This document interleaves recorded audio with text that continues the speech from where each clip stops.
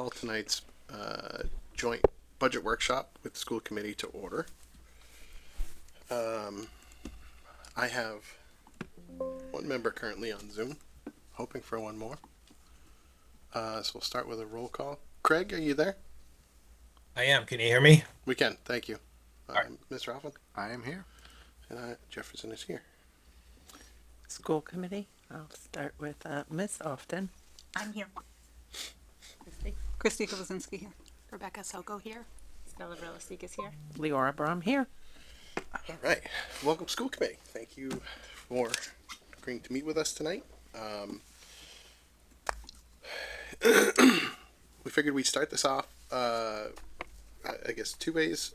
First, if any of the board members have any questions for the school committee or the superintendent based on the budget hearing that you held last week, and then if the school committee has any current questions for the select board or the town administrator, we can do that. And then once that's over, I'd love to get into Evan's budget presentation. He's got some updated numbers, some override calculations and projections that we can look at, and all sorts of good stuff to go through. That sounds great from our perspective. Okay. Are there any questions from the select board for the school committee or the superintendent? Give Anne Marie a moment to join.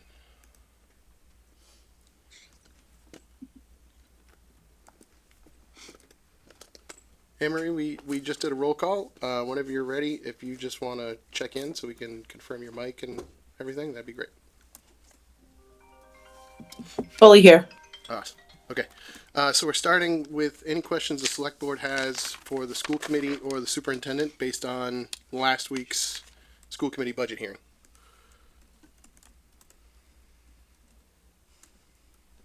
Anything from anyone? Okay. School committee. Any questions for us? I don't know.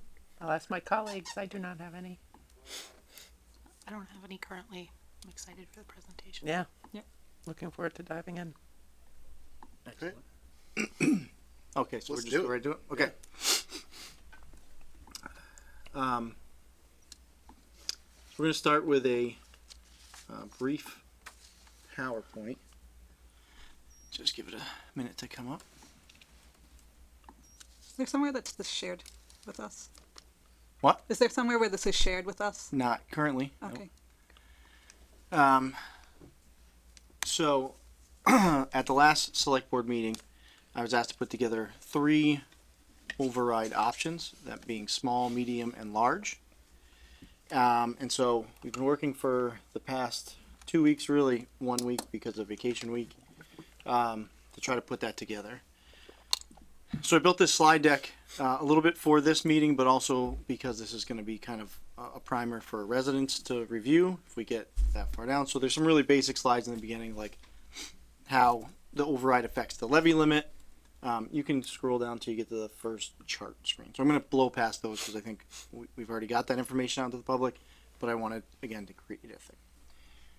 So this is a graph that denotes our excess levy capacity from 2007 to 2026.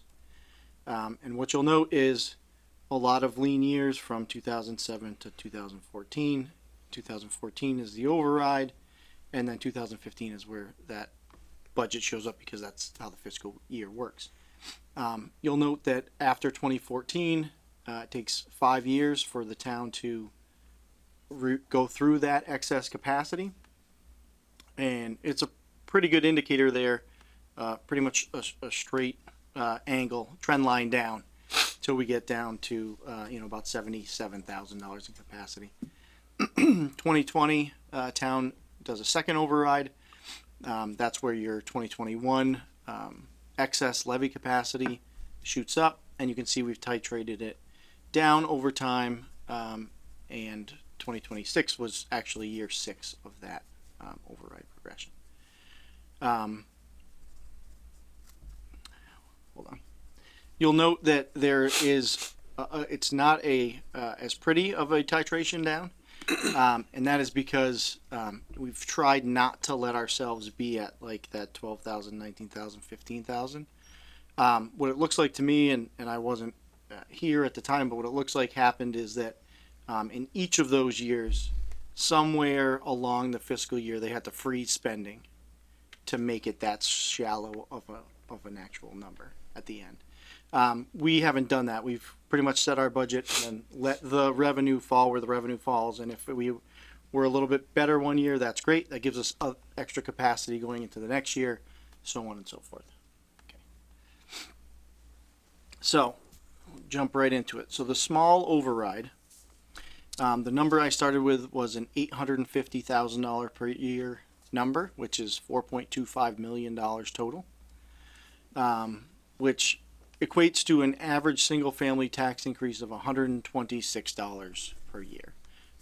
Before we move off this slide, we'll get questions on why 850. So 850 does not fill the gap.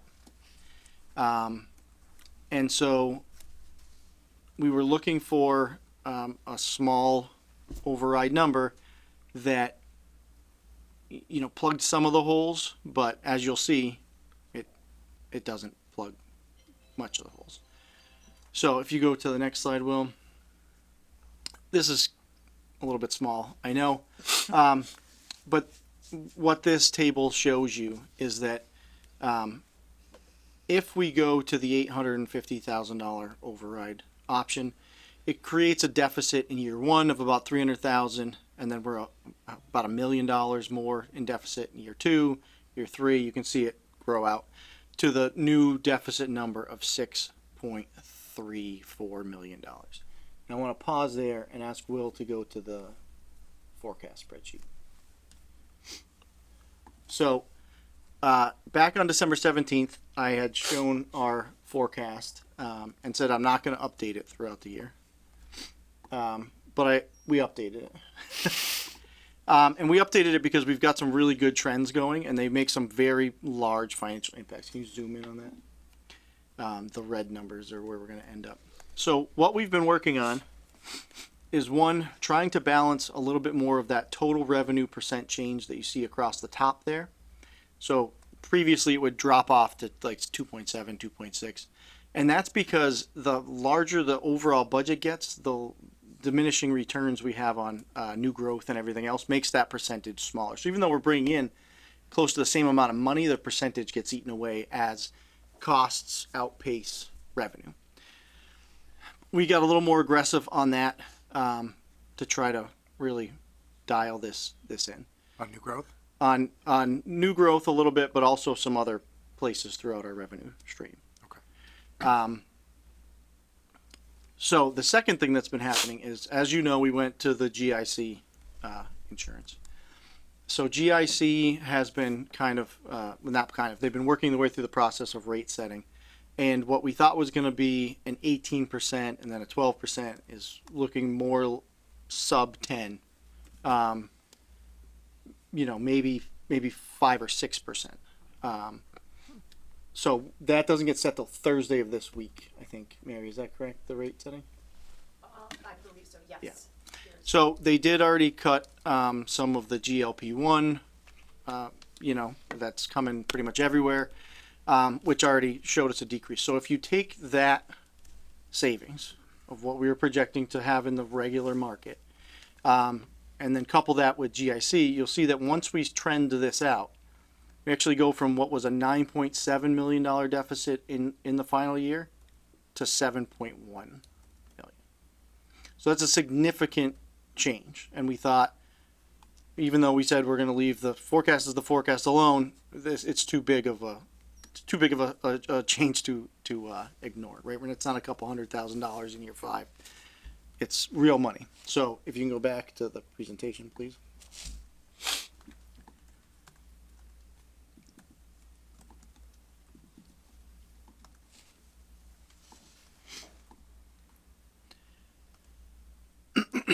So that is why you see in fiscal 32 the total deficit on this slide being 6.3 million. That's because you now take your cumulative $850,000 a year, subtract it out of that, and here's where we get to as far as how that works. So if you can go to the next slide, Will.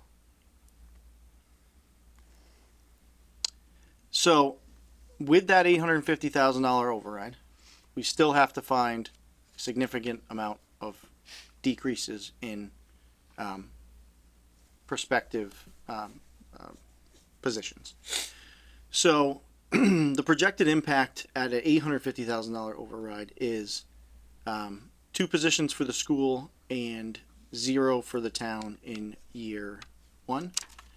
Year 2 is 8 additional positions and 2.5. Schools 8, towns 2.5. Then another 10 for the schools, another 6 for the town, another 8 for the schools, another 5 for the towns. You can see it, so on and so forth. So the cumulative staff reductions by the time we get to 2032 are about 73.5 positions. Now I have an asterisk there because when we get to fiscal 32, I'm really close to having no more cuts on the town side that aren't either impacted by statute or potential major liability to the town, because you're starting to eat into our ability to respond to incidents and things like that. Now there's decreases with those services as we shed staff. You're going to save money on health insurance, and that's probably about $1 million to 1.2 ish, depending on what plans they're in. You've got some savings on what you're going to put into your pensions and everything else. So there's some more math that needs to be calculated there before we figure out kind of the 2031, 2032. Because what that may do is while the insurance numbers drop, that would shift some of these numbers kind of over, right? But again, some of that is dependent on who exactly and when and what plan they're on and all the rest of those little kind of nuanced things. Next slide, please, Will. So I'm going to talk more specifically about town personnel. So again, year 1 is 0. Fiscal 27, you're looking at 2.5 positions. This is the same as what I'm proposing now with no override. It really just shifts us a year. In 2028, you've got 6 positions. So 1 out of the clerk's office, 1 out of treasurer collector's office, 1 full-time firefighter, which is the one that you would have just added this year. Yes, Will? Are those off by 1? Yes. Should The- be the- 27 to start, right? Yes, sorry about that. So we're off by a year. We'll fix that in post. Okay, so fiscal. So where am I? So, anyways, fiscal 29 would be the 6 positions, right? Clerk's office, treasurer's office, full-time firefighter, the one you just added. Accounting office, cemetery, most likely the laborer, one of the laborer positions, which is not a laborer, it's actually a light truck driver, I think is the title. And 1 DPW position. And that 1 DPW position could, in theory, be the director of public works. We do have a retirement coming up, and the charter does say that it can be either a director of public works or the town administrator. So there's some wiggle room there of how that plays out. Next fiscal year is another 5 positions, and that's when we start having to get into police officers. So I estimate you'd be looking at 3 police officers and 2 people out of the maintenance department. And in the final year, which is actually 2031, that's 8 positions. So a police officer, 2 people from DPW, assessor, William, select board admin, cemetery department, zoning admin, and senior center admin. It's about where we would end up on our side. Next slide. For service disruptions, I'm not going to go too far down the rabbit hole with the school department because I don't know that side as well as Dr. Cummings does. But he has talked in previous meetings about higher class sizes, reduction in arts, music, language, so on and so forth. We'd have a decrease in facilities maintenance, slower snow removal because we'd have less people to push snow around, and do other road maintenance projects, decrease police presence, reduce staffing, pretty much in every other department, longer lead time, and decrease project oversight. Okay, any questions on that before I go to the medium? Yes, ma'am. if that is with a small override, one would imagine that without any override at all, you'd have similar Correct. or more reductions. More, yes, So, correct. okay. Yep, so I this, just want to be clear, like without. yes, and I agree, the purpose of this presentation was just the small, Yeah, medium, yeah. large, so. Yep, understood. But yes, accurate. Evan, so with the 850,000 that you're speaking of, what percentage of that would go towards the schools versus? It's what 60-40. 60-40. Yep. Would we have to reduce the, like the municipal schedule down from 5 days to So- 2 days in any of those areas or anything like that? So just to be clear, this is real high, 35,000 foot, did it in a week. You know, Melrose had 8 months to do this. We had a week. So the short answer is yes, probably, which is, you know, kind of another reason for the asterisk on the other page, because there's a lot of things that we can do as we move through these different fiscal years where we're short money, that are innovative, or, you know, we close the town hall, or we go to a 4-day work week, which is, you know, 4 8-hour days, and everybody's only paid for 32 hours a week. You know, there's a lot of things that we can do. But I don't know that you can pinpoint all of them today. Totally, and a great point that one of us probably should have made earlier. This is not, nothing is written in stone here. Like, Right. you know, this is all 5-year projections. This is really, you know, setting a base for a discussion. You know, they're meant to be rooted in reality. This is the reality of the types of cuts, but that doesn't mean, you know, that list is exactly the people Right. that you would see cut, et cetera, et cetera. So this is more for illustrative purposes, because I was asked to give you small, medium, and large, and what do those numbers look like? Thank you. All right, so if there's no questions about that, I'll go into the medium override. This one's actually really straightforward. So medium override is let's call it $1.44 million per year. That's $7.2 million total, essentially. And that's $212 per average single family tax increase per year. What does that do? That maintains level funding as we have it today. So it doesn't add positions, except for, I think, as Jay has mentioned, the HR position, or the things that were in your budget presentation. They're all incorporated into what this, and that's more of a stabilization approach, right? It stabilizes everything, keeps everything status quo. Next slide. So we're going to call this the full override. This is the large override, or whatever you want to call it, the venti. So this is 1.8 million per year. That's a $9.1 million total. Goes up to about $265 per single family household. And what does that do? So it restores the school department to pre-2025 levels. And on the town side, we would add 1 police officer and add probably 2 people in the fire department, although the board hasn't voted on that yet, so that's just speculation on my part. But that's the strengthen option if we're using the Melrose model. And I think that's it. Evan, Yes. on those other 2 overrides, the medium and the large, are those also 60-40 splits? Because Everything's 60-40. Okay. Well, hold on. How much is the school system asking for new money this year 2.9 maybe? in the town? I thought that it wasn't 60-40 as far as the split of new money this year. Right, so I wiped all that out and went straight to flat. Here's the amount that the budget is, here's the amount of the override, here's revenue, 60-40, and went out from there. Okay. It's not based on our level fund, or our level funded budget, or not level funded, our current budget at all. Separated it from that entirely. Okay.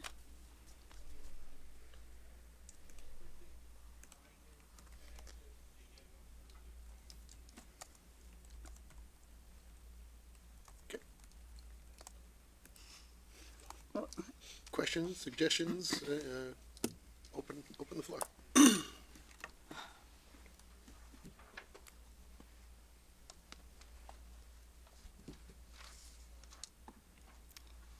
There is a tool online for people to calculate their actual impact. Right? And So that's let me for get everyone. into that real quick. So Yep. yes, you can go to the DLS website and type in any amount, and it will show you the average of what the value of your home is. However, William has been working on a tool. Do you want to show that? Oh, I want to see it. I'm so excited. Just keep in mind, none of the numbers it spits out are going to be accurate because we didn't put any actual override numbers Fair. Yep. in it. We did Absolutely enough fair. to test it, and that's pretty much it. So Working backwards. Oh, I if like you type in an address,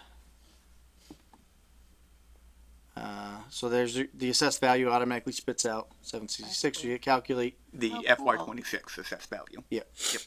and then we'll spit out the three. That's awesome. That's really overrides. cool. Oh, wow, all three. I love that. Yeah, Well done. Yeah. That's why I'm in FY 2030 cut. It's Yeah. bought me another year. yeah. It's actually technically You got 31 because those motivated. numbers were off. There we go. That's per year, right? Yeah, so, and those numbers are wrong. Wrong, Yeah. wrong, wrong. Yeah. Yes, I Right. just want to be very clear. It just shows you that we can do it. Yep. And then once the board moves towards what the actual values are, or actual numbers are, then we can make this spit out Real numbers. the right Real stuff. numbers. I love that. Thank you. Really cool. Monetize that. That's very, very helpful. Good work. Yeah, that's awesome. We should have it like at the polls. Like just check if you want to, Yep. just in case. Once it's actually ready to go, we'll put it on the homepage and Perfect. Great, share it far and wide so people can use it. Thank you. amazing. Mr. Chair? First of all, Evan and Jay, thank you for putting this all together. It was not unnoted that you mentioned that Melrose had 8 months, and so it is appreciated. It's a lot of work, and I know there's a lot more to go into it. I just had a thought that I had to say that the small override feels like people will be paying more to get less, and that would really annoy me as a taxpayer. Like, you're gonna pay more and you're still gonna get less, and you're still gonna see a big decrease in services across the town. Just my Does feel a bit opinion. like a slow death. It's like Oh, those yeah. new bags, you know, they're killing you with like you're paying this more for less food. Less Doritos. Less Doritos. To piggyback on Ms. Softon's point, if it's not a good option, why make it an option at all? Because it was asked. Yeah, but I'm just saying, like, just like as we're speaking here, is it worth even making an option? It's a good question. This is sort of what we asked Evan to do, and part of it was to have the conversation, to look at what various levels of investment in the town would look like. I'm not sure I personally would support a small option, but other board members may have different opinions about that, so. Yeah, really, that's what it was about. Well, and we could conceivably change what that small option is, right? I mean, that number's kind of arbitrary. Yes. Okay. To a certain extent. yes. Somewhat, yeah, I mean, that's so level service, I think it's pretty understandable. I think on the school side, return to 25 staffing levels sort of makes sense as that strengthened option. What goes between no override at all and the level service override, for me, that's one of the big questions that we would want to ask. But we have to get to some method to get there, and I don't know what that is, other than to say that looks like too many cuts.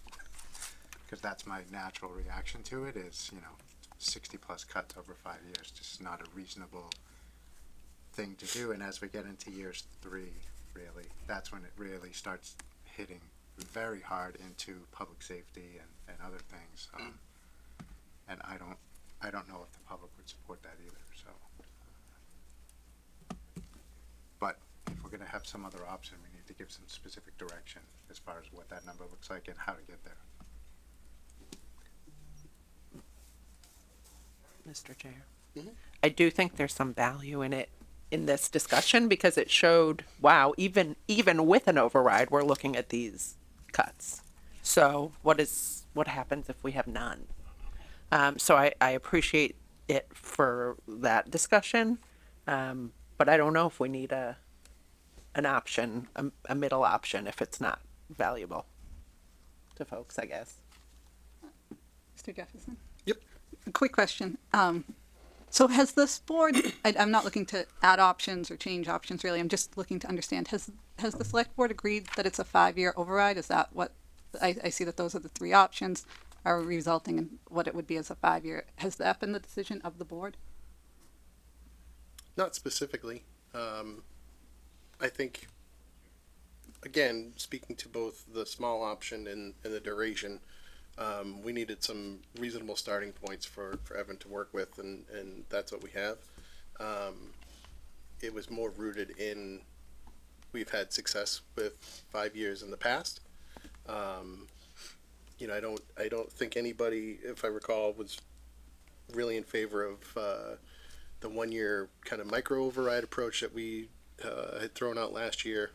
You know, so that could leave us discussing a 3-year option. You know, in my opinion, I don't mind a 3-year option, but I think I don't know how to word this, you know, correctly. It doesn't add a lot of breathing room, for lack of a better term. You know, it's not that we should take our eyes off the budget in, you know, those extra 2 years that a 5-year gives us. But we'd really, in my opinion, we'd really have to stay on it, and it would, you know, it's going to be 3 more intense years of discussion.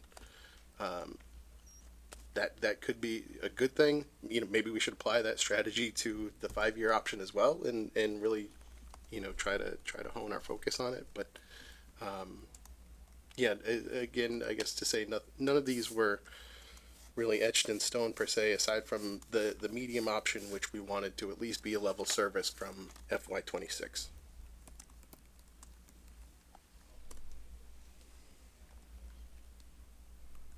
With such ambiguity about not knowing which year, I would like to ask that the select board kind of decide that as a bouncing off point of how many years we're looking at for an override, whether at 1, 3, or 5, because this is going to make a huge difference. I think that's part of the reason we're here tonight is, you know, we'd like to gauge the school committee's interest in this topic as well. You know, this is really the first real discussion we've had about these options, so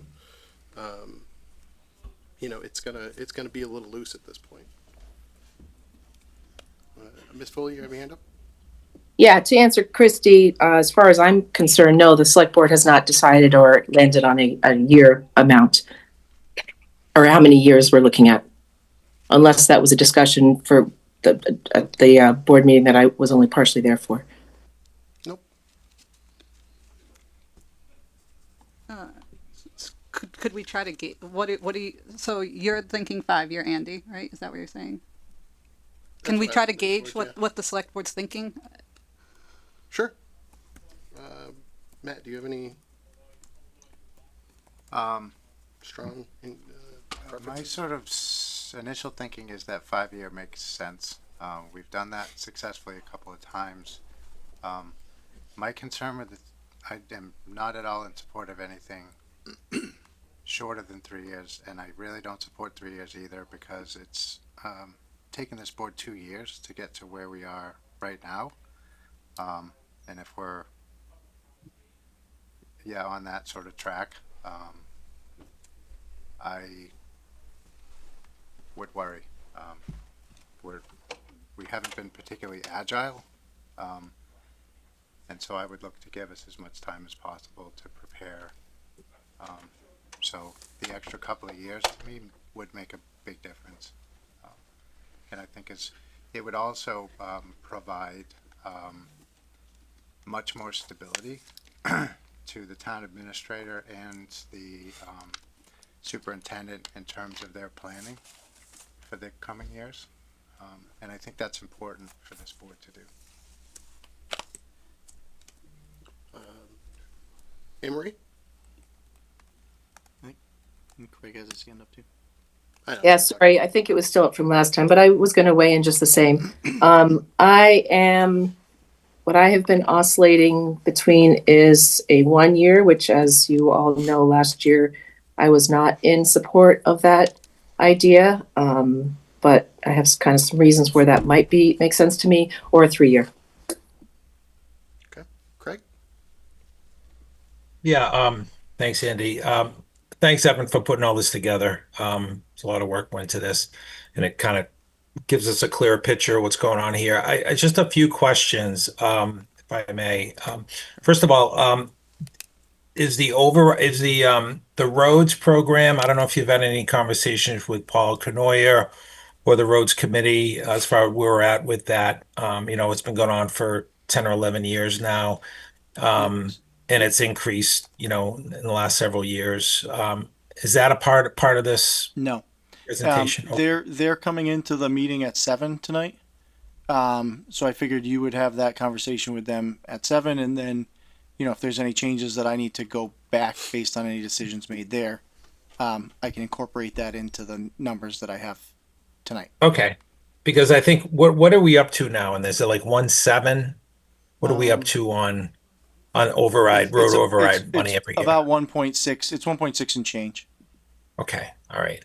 So if we would even, I know it's for another discussion, but if based on the discussion we have with those guys, if we reduce that to $1 million a year, and then it started to grow from there, kind of reset it at $1 million, I guess we should have that conversation. And I don't know if we have to go back to town meeting for that, or if that.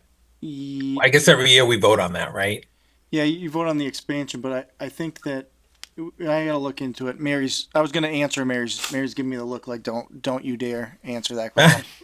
So we'll look into it a little further. My gut is that yes, you'd have to go back and have them rescind some of the vote. But we'll make sure that that's the correct answer. Okay.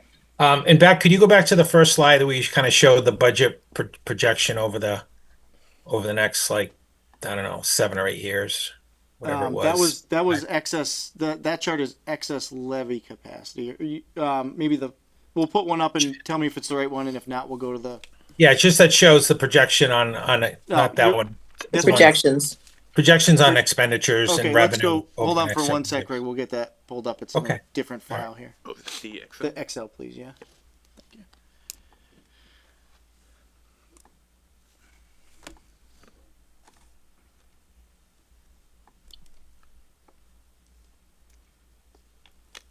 Yeah.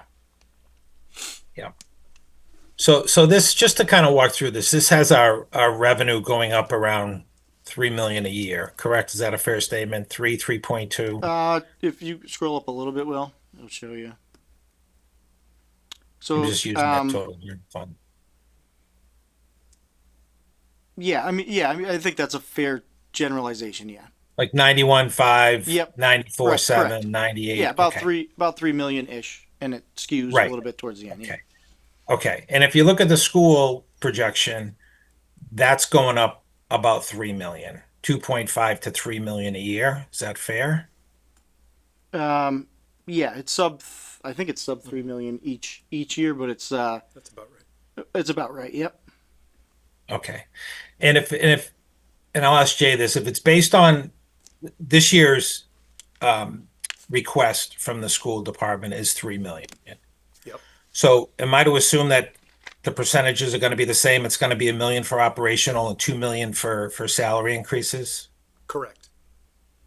Okay. A little below that, but the right idea. Yeah. Okay. So to me, this is what's driving this whole conversation. And, this is I think what we need to be focused on. And I think we're basing our whole discussion on an override on this number, on the $3 million, and 2/3 of that is salaries for the school, which represents over 30% of our entire town budget, right? So it's a big part of our total expenditure as a community.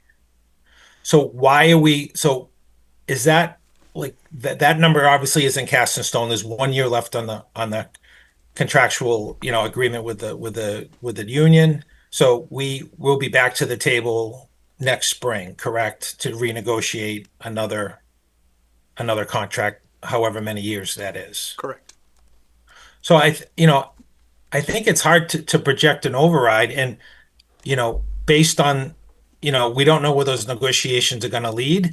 I'm hoping that we're gonna come up with some type of an agreement between us, and the school committee on how we approach that, because I think right now it's a flawed system on how it works, because the school committee is negotiating a contract alone with the union, which has a 33% impact, 33% of our entire town budget. So I'm hoping that we can have that conversation where Jay, where Evan and Mary and our board plays a bigger role in that, at least the strategy before negotiations, and then the final numbers that we sit and we talk about that, because of what a significant impact it has on the total town budget. And I know I'm going off a little bit, off course on the override thing, but I think before we can talk about an override, we need to really talk about that, because that's what's driving the whole thing, and we don't seem to talk about it. So we have a year left in the contract. This is where I am. We have a contractual obligation that we've committed to. We have to fulfill that obligation. So I'm prepared to do that. We have to do that in good faith. So a 1 year override to fill that void, to be able to pay that and keep everybody working so we don't have to have any layoffs. I'm open to that. I think we need to do that. But for next year, I think we need to have a better strategy and a better process moving forward, as far as negotiations, because of the size of the impact that it has on the total budget. I know you and I have discussed this, Craig, and I know we don't see eye to eye on it, but I certainly don't think that we can put the cost of our townwide structural deficit on the backs of our teachers. Our teachers in Grafton are not being paid in a locally competitive way, never mind a regionally competitive way. When we look at just the districts that border Grafton, those 6 towns, Northbridge, Millbury, Shrewsbury, Mendon, Upton, Westboro, and Sutton. So I'm not hand-picking or cherry-picking. If we look at new teachers, so that first step, where out of those 7, including us, we're 7th out of 7. The first-year teacher in Sutton, not an economic powerhouse, pays $8,210 more per year. Mid-career, master's, step 10, 7th out of 7 again. And the Grafton teacher makes $10,250 per year less than a Westboro teacher.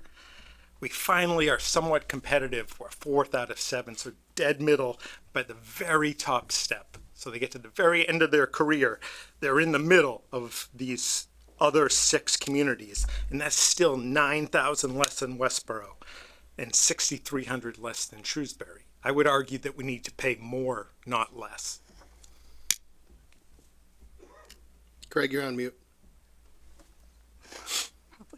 Thank you. We've had 10 years of override money, 10 years of going back to that well and asking people to dig deeper. So, and when you look at the numbers that I have, if you look at the average property tax bill in Northbridge, it's $5,900. If you look at Millbury, it's $6,500. If you look at Auburn, it's $5,600. Shrewsbury's $87. Upton 61, Sutton 67, and we're over 9. Yeah, that's not the teacher's fault. It's not. I'm not saying it is. Listen, this has how got it nothing sounds. to do with, I'm not blaming the teachers for anything. They negotiated in good faith. And They signed an agreement and they're working in the schools. This is not about teachers. This is about revenue, and this is about costs to the taxpayer. I think we can't keep going back to that same well. We've done it for the last 10 years, and I think we have to look at what our strategy is moving forward with how we control costs internally. That's all I'm saying. Right. And our taxes are 50% more than Sutton and Millbury. and I that's would a lot. simply, as I said to you, I would 100% advocate for, if we have to, if we don't get an override, or if we have if we have to make an adjustment, it will have a huge impact on the schools, but we're going to decrease the number of people. We still, going forward in perpetuity, need to try at least to pay a competitive rate. That's my argument. Well, my position is that we should pass it 1 year to fulfill our obligation and then come up with some type of a policy, a written policy on how negotiations move forward. There's 280 plus teachers. It's a big contract, and we should be involved in it. It shouldn't be up to the school committee and school department alone to negotiate that deal on behalf of the whole town. So that's where I am. So I'm going to push back on that a little bit because I think we have a couple, just deep rooted differences in philosophy here. Contractual changes, while they may be prudent in the future, are not going to solve the problem that we have right now. Passing a 1 year is a Band-Aid, and we go through this whole exercise again next year where we're looking at the same reductions, even if we're able to, work some sort of a sweetheart contract with below standard COLA increases. And I think it's unfair to say that it's we've burdened people with this override for 10 years. We put the choice to people 10 years ago that this is what the school and the town require in order to maintain a certain level of service. Do you want to do that for the next 5 years? The town voted yes. We came back in 5 years and said, okay, we are at the end of 5 years. Do you wish to continue this level of service on both sides? The town said yes. We are now 6 years after that. We're back at the well again. Like, this is the checks and balances system. It's not that, nobody loves going back to the voters, or the residents and increasing taxes. But they're the ones who choose this ultimately. They're the ones who vote on it, and this has been their will. So I don't think it's right to classify it that way. This is a choice and a commitment that the town has made. And I'm just looking to give them that option again. No, I understand. Let me ask you a question, Andy. The school's asking for $3 million in additional funds, right, for FY27. What if it was $4 million? What if it was $5 million? Would you still be okay with that? Like, where's the number that you say, all right, you say uncle, and it's like, all right, we can't do this to the town? Like, honestly, if we're talking about amounts, for me right now, the large override is a difficult number for me. It feels like without the HR position, we've done reasonably well over this last year. So I'd be okay with the FY26, with the medium that keeps us at the FY26 services. That's not going to be everybody's opinion. Everybody's got their own take on this. I can't say what that number is that's going to make me say uncle, because we've done the opposite. Jay, to me, has done his due diligence and shown me, like, this is where we are. This is what we need, in order to be viable. Again, going through, and not just Jay, I want to include Evan in that discussion too. You don't have to. The two of them have gone through these exercises of showing us what these reductions look like, both because they've had to over the last year when we've reduced things, and this year in an effort to show us what, that future looks like. So, Amory. Sorry, I gotta lower my hand and then unmute. Just a question to Evan to clarify back to that, the projections, right? Yes. So I understand with the medium size, you're talking about 1.4 million over 5 years. You indicated 7.191 would be the total. Yes. Okay. So the 1.4 million level funded based on today, but the shortfall after looking at all of your numbers and kind of, teasing them out more, it's the 1.167 is this year? Yes.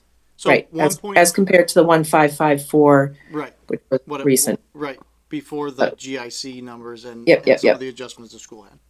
Okay, And so I think it's a good clarification. So if you look at where I say medium override and it's 1.438321, that is simply 7191608 divided by 5, yeah, because we don't really have that entire roadmap yet. So in order for me to show kind of that average increase for the average person, I just blocked it out. And I think we can probably hone in on that if that's something that we want to do moving forward. So again, so for me, it's on that slide, the 7191608, which seems to be also the number you landed on with that medium over 5-year override. Right. That started at the 1.167, the new shortfall. Do you know what I mean? Like Yes, if you pull up correct. that slide again, if you don't mind, or I know it's on the other deck. Will's pulling it up now.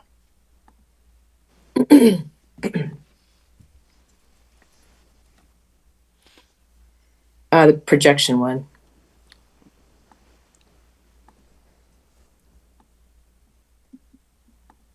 And just for what it's worth, completely agree. We need a 1 year at the very least override. Agree with Craig on that. Okay, so see how it's so the 7191. Yeah. That's the medium override number that just gets plugged into that other page on the PowerPoint. Right. But that's 1.4 million per year, Yes. So not 1.1. I know it turns out to be different. right. So if that is something that the board is interested in, again, I was trying to give kind of Yes. this 35,000 overview. What I would I do understand. is I would take each year's projected deficit and then extrapolate it out in a more precise way. Yep. Yeah, because Okay. year one's not 1.4; it's 1.2, and then so on and Yep. so forth. Yeah, absolutely. Okay, thank you.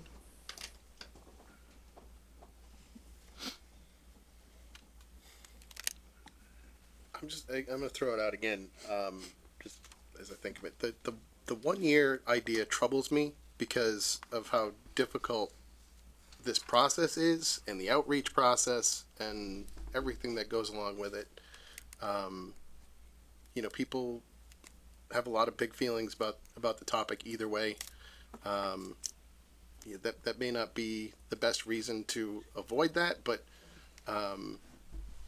if we do it this 1 year, then we're coming back again next year, and we've also at the same time talked about override fatigue, and how many times do we ask people? I can see some frustration in people going, why didn't you just solve this last time? And not make us do it 2 years in a row. Mr. Chair. Yep. When you get to a stopping point, can I jump in for a Sure. second? Are you at a stopping point? Yeah. Well, can you bring up the bar chart? Can I answer that? Can I answer Andy? Yeah, go ahead. Okay. No, listen, I get the override fatigue both for the town and for these two boards. It's not, these aren't fun conversations to have, so I get it. Part of it for me is just a negotiation strategy. And I talked to Jay and Evan about this when we met several weeks ago, we need to do a better job. To me, we need to work better. We need to work harder at the negotiating table. And so if we walk in there with a 3-year or 5-year of override money, I think we've lost before we've walked in, and we're just gonna, hand over that money because they're gonna know that we're walking in with it. I'm not against giving teachers a raise, but I think, if we're projecting out what Jay's projecting out, we're talking about, I don't know, Jay, I didn't get to see the final school committee budget meeting, but what did the average teacher or staff salary go up for next year? I don't know off the top of my head. It's going to be around 5.5%. Okay. So if we're giving, if we're continuing to giving out 5.5% raises every year, That 100% has to happen. We're already dead last. We're like Punch the monkey, and you want to give Punch even less, like take away a squishy toy. We're going to have to decrease the number of staff, and we still have to pay teachers a competitive rate. We're already dead last locally, and we're not like in an economic powerhouse area. well, based on the information you gave me we're close with a lot of the several towns. There's some that are 6-7 grand more than us a year, but there's some of us that are 500 or or 1,000 or 1,500. I mean, that's not gonna make somebody move. All right. And for me, my philosophy is completely different. I'd rather keep everybody working. I'd rather give everybody a 2% or 3% raise and keep them working. Right. So I don't know how the school committee feels about that, because ultimately it's your decision. I don't want to lay people off. I want to keep people working. But, you know, Milbury's contract, I looked it up. They gave a 3% raise, but they froze steps and lanes for a year. They gave 3.5. You know, 3.5, and they're freezing steps and lanes. So, Right. And they still you blow know, us out of the there's water. things that we can do. Shrewsbury, you know, I was talking to somebody that works in the Shrewsbury school department the other day. The town pays 40% of their health insurance. The employee pays 60, which I was floored. So I'm not saying we go there. I'm just saying that there's things that where we can negotiate and work hard at that, then keep going back to the same well. Okay, you know my position. Mr. Gibson. Yeah, I'll start. Yeah. We'll just go down. I'm just gonna be very quick. I want to respectfully address the idea that this is a negotiation problem or decision. I'm sure there's memories of years ago after the first override that perhaps people like the negotiations. It's not just a bunch of us going in and being like, you get a raise and you get a raise. I mean, we're capable, competent people negotiating. But the contract structure here is the same step and lane model used throughout Massachusetts public schools. And the financial challenge that we face reflects broader cost growth. It's healthcare, special education, and transportation combined with the limits of municipal revenue growth under Proposition 2.5. And we're seeing communities across the state navigating the same structural gap. So, I needed to say. Mr. Chair. I see what you're saying, Craig, about you want to keep people's jobs, but they will not stay if they are not paid competitively. So yes, sure, Shrewsbury can make them pay a higher percentage of their insurance because they're paying them significantly more. I mean, Jay's talked about this numerous times. We do not live in a bubble. Just because we love Grafton doesn't mean the teachers are going to say, well, I would like to feed my kids more or send my kid to college, but I'm going to stay in Grafton, even though they're not paying nearly as much as somebody else. So when we're doing these negotiations, we're contending with the fact that these folks, just because we want to keep them doesn't mean they're going to stay. And doesn't mean they're going to not walk out, and doesn't mean that they're not going to make things difficult. So I wish everyone would just do what we wanted them to do to make life easy, but we live in the real world where there's outside forces. So I too want to keep every single teacher and every single person who works in town. But if we don't pay them, they're not going to stay. And we won't be able to replace them. And that's what we're dealing with from our perspective when we're in these negotiations. I was just going to say, Andy, that I feel like we've gotten way off track of what my original question was, which was what do the members looking for a 1, 3, or 5 year override?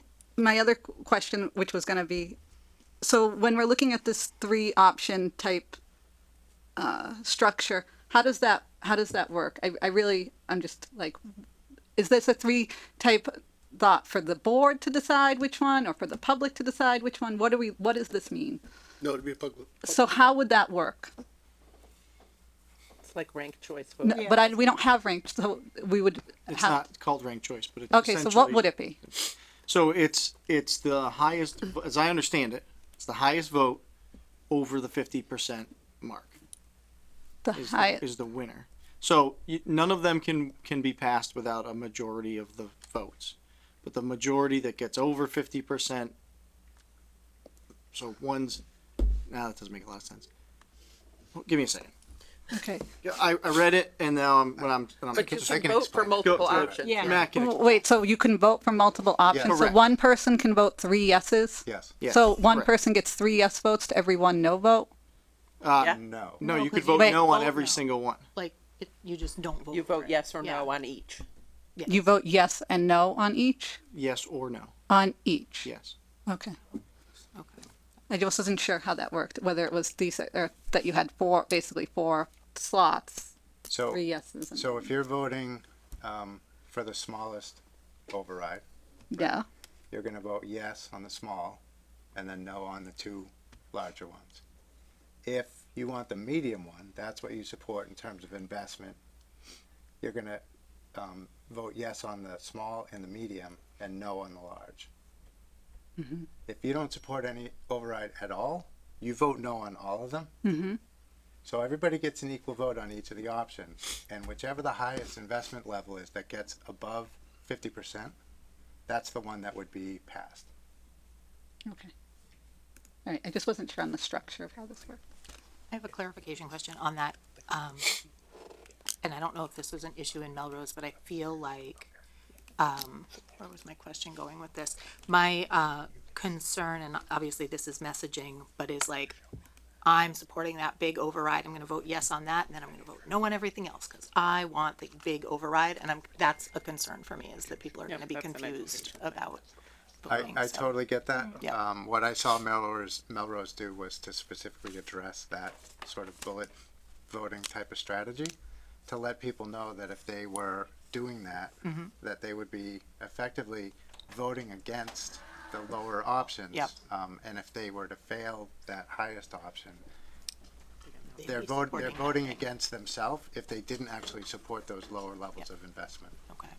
I mean, we So would have a big there, messaging. there is a campaign. great, Yep. there's a great page on how Melrose did this. It's yesmelrose.org, but there's a /ballot explainer. Okay. And we would honestly copy the heck out of this because they've done a really nice, succinct job of explaining how that works. And would that be in the polling places as well? I feel like when people are walking in, I don't know if that's, I'm just I don't curious. think you Like, can have that. that's Can a you town have it? clerk Okay. I think that's question. election. It could probably like Yeah, it might be a problem. supplements Yep. at the Okay. sign in. That's all.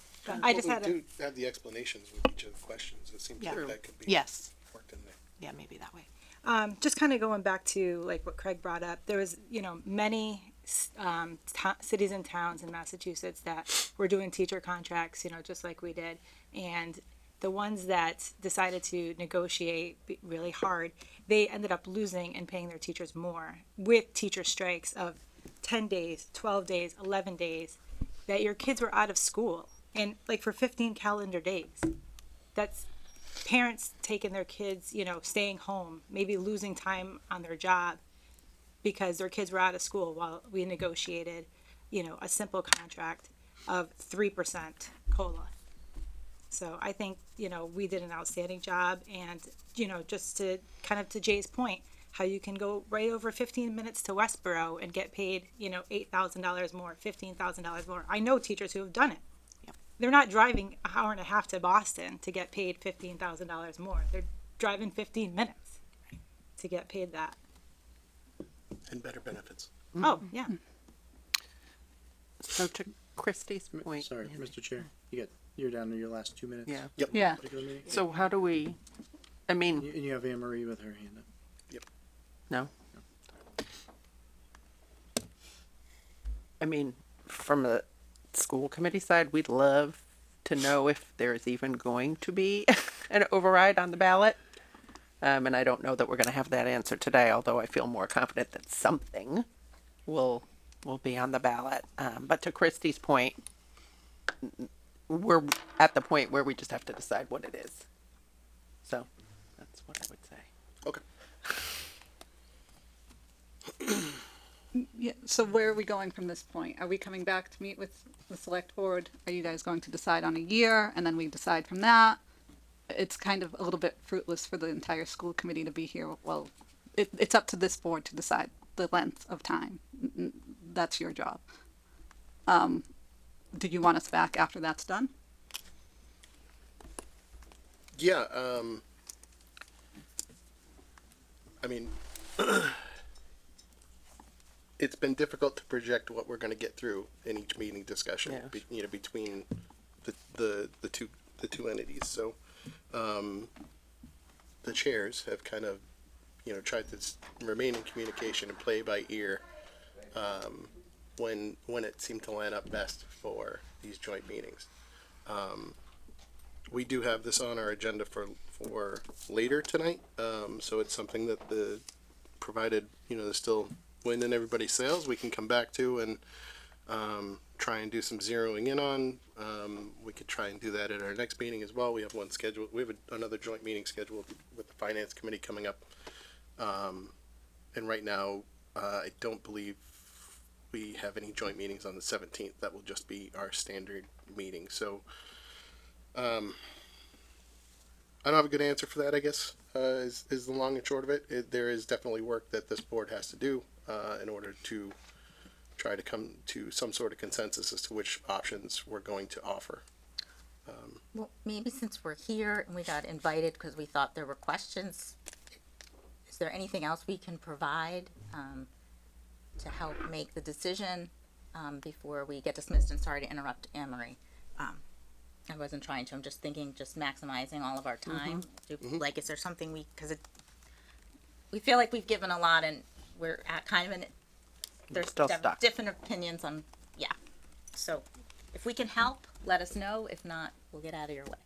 Okay. How's that? Yeah. I mean, is there anything outstanding that you can think of that you need from the school committee, Mr. Off? They've been at it for many months. They voted their budget. They've been very clear on their position about things like fees and whether they want to negotiate the contracts with the idea of sort of. So, no, I'm good. Okay. Ms. Foley, is there any information that you have outstanding that you need from either the school committee or the superintendent? No, I'm all set. Okay. Ms. Daphne. I'm good. All right. Thank you all for coming in tonight. Thank you. Appreciate for the having us. discussion and your input. Thanks for having us. Drive home safely. Yes, everybody drive home safe. You want me to come up right this week? Yeah.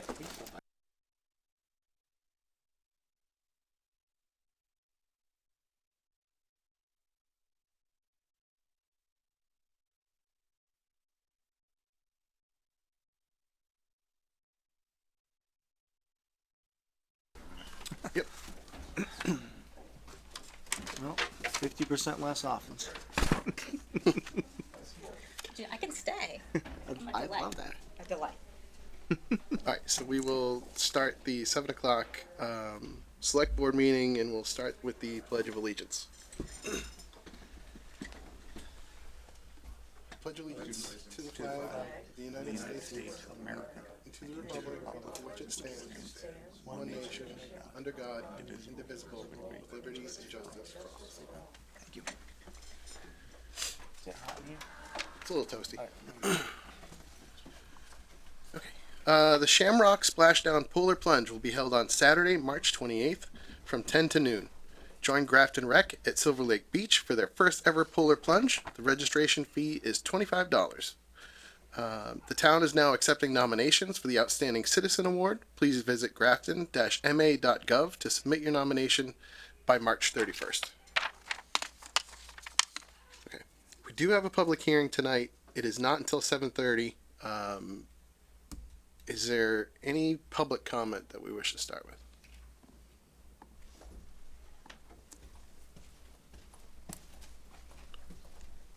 David Glissman, 5 Stratton Road. I've been to almost all of these school committee select board meetings, and I've been in business for 37 years, and I think one of the things that's gotten glazed over is that when you have an issue that kind of divides factions, you really need to get to the root cause of the problem. And as I see it, the school committee in concert with the school department goes out and negotiates these contracts, and basically puts the town in a difficult financial position, and then very unfairly comes to the select board and says, solve this. In the old days, when my father was the fire chief, the way it used to work is the school department came in concert with the select board, and their budget was vetted by the finance committee, and then everyone was aligned. I don't think there's anyone that doesn't agree that we want good schools. I don't think there's anyone that, given the present situation, recognizes that we do need an override. But I think I see this continually happening. The select board is looked upon by the townspeople as the brightest and the most valuable board that we have. And I think it's grossly unfair that the school department doesn't use the resources of Evan and your board and getting together with you before they do these contracts. I can't understand why that wouldn't happen. Because if you guys understand it from the beginning, and there's good, intelligent discussion as to what's really available for funds, and perhaps the select board has some input as to how the contract negotiation should be handled. At the end of the day, it's simple. You guys have already signed on to it. I don't see it as at all fair to the select board. I have a lot of respect for the present board that we have. I think there's a lot of care, and I think there's a lot of intelligence on the board, and I think the school department doesn't use your board and Evan the way that it should be. And I agree with Mr. Dauphiny when he said that there should be a mechanism in place before they go to contract negotiations that they get with the select board and Evan, and they understand exactly what's available, and you work out a plan together before it's just dumped in your lap. Thank you. Thank you. Anybody else? Okay. Next, we have no appointments from either the select board, the town administrator, or the fire chief tonight, so we're going to welcome the DPW advisory committee up.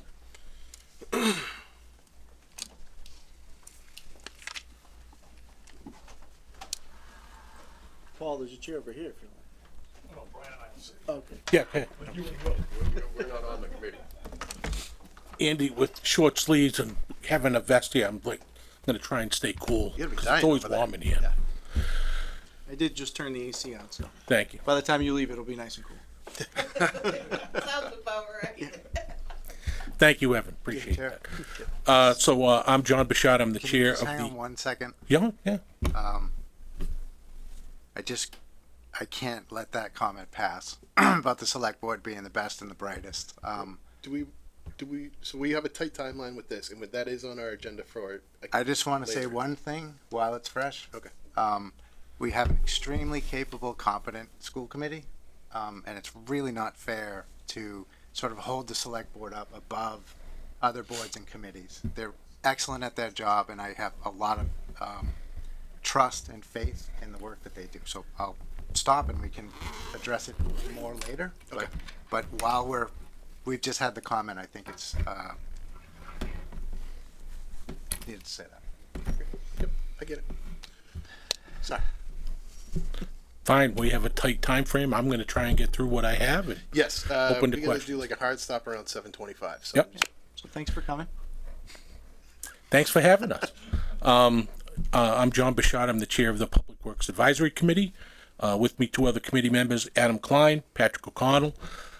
We're here to talk about the pavement management program in the town.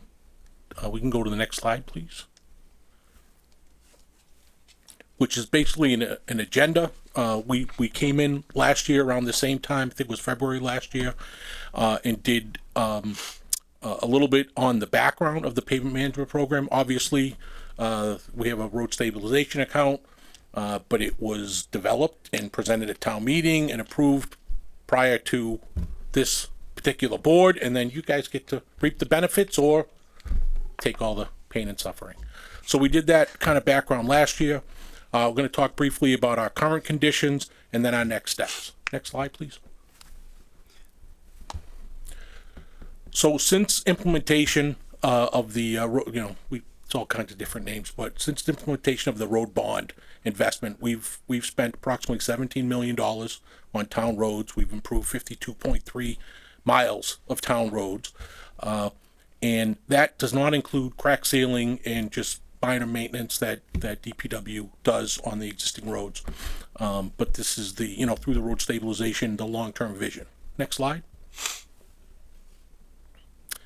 So not great graphic, but what this shows is a snapshot of all the roads that have been addressed through the entire town in the last 10 plus years since that road stabilization account was put together. One of the items I like to point out when we look at something like this is that you could see that it's been an investment townwide. There's not one area that's been focused, you know, so pavement management in general is an assessment of the condition index of all the roads, and then we put together a plan to address those that are, you know, in the fair to good category, so we can get them into do nothing condition, and then those that are below fair, we try to find other programs to be able to fund those, because if we invested too much into some of the roads that are in the worst condition, then we would chew up too much of the budget, and then those in the good condition would start to deteriorate that much quicker. So that's kind of the background on pavement management in general. Next slide. So since 2015, our program we started at that time, you know, we were at 75. In 2012, it had dipped to 73, and that's when we went to town meeting and we were starting to plan for, you know, putting together a you know, a budget for a road manager program. And then since that time, we're now up to 81. Next slide. With that 81, this table shows, you know, obviously a preponderance of town roads. You know, the bars are by miles, and then the categories over to the farthest to the right are, you know, 90 plus to 100 is the pavement condition index, and then you can see that we have a high percentage of roadways in the really good to excellent condition. Next slide. So this is the condition index. Basically, that previous slide, which was in a table form, shows you again every roadway in town that's been in what the condition is based on our last assessment. Next slide.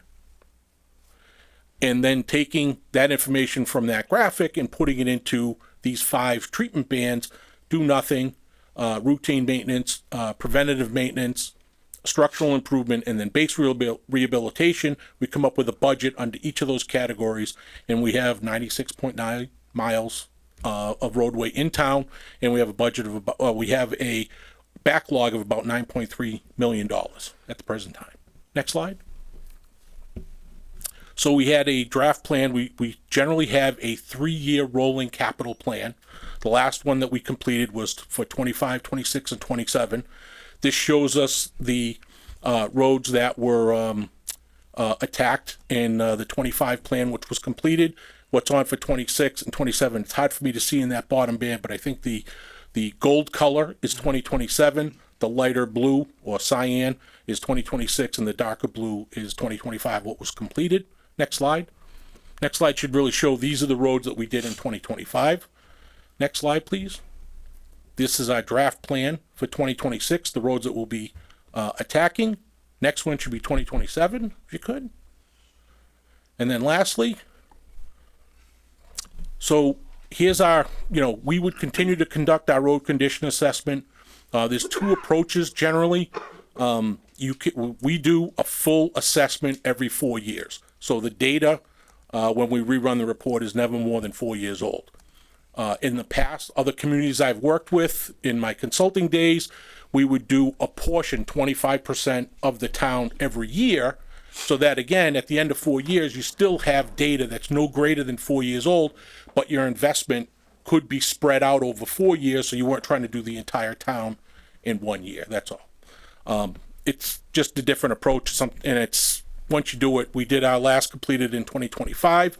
And then our next steps on that is, as I stated at the beginning, was to prepare and maintain a 3-year rolling capital plan based on that information. Lastly, if roadways, you know, we would assess state programs and grants to tackle all the projects. We did Main Street in South Grafton through the TIP program several years ago. Chapter 90 bond bill from 2025 was increased by 50%, so there's a little bit more money there. that last 100 million of the program is it's based on rural in nature, so some of the larger urban areas weren't getting as much, and they used the rural definition so that Grafton will be getting approximately 50% more than they were getting, but there's some back and forth on how that's being done and how it's being tracked. Lastly, municipal paving program is something that's administered by the state, and then the Complete Streets program, which was done on Millbury Street. We had Millbury Street on our long-range plan, and then when the town had sought out Safe Routes to School money, we postponed Millbury Street a couple years so that project could get designed and implemented, and then we paid the paving under that contract through the state to get that done. So it was still on our plan, but we used other sources to at least get us more than just the pavement piece. Because we didn't want to go and pave it and then the state go in and do drainage and sidewalk, cut the pavement, and now we didn't have something. And that's it. How was that for time? Next slide is questions and discussion. And got a few minutes for questions. Anything? I got a few questions. So the increase of, you said approximately 50% of chapter 90? What's the dollar amount for that? Just I think Mr. Cizerko would have that number. Well, he should be able to get that number. It was just typically 253. 263, okay.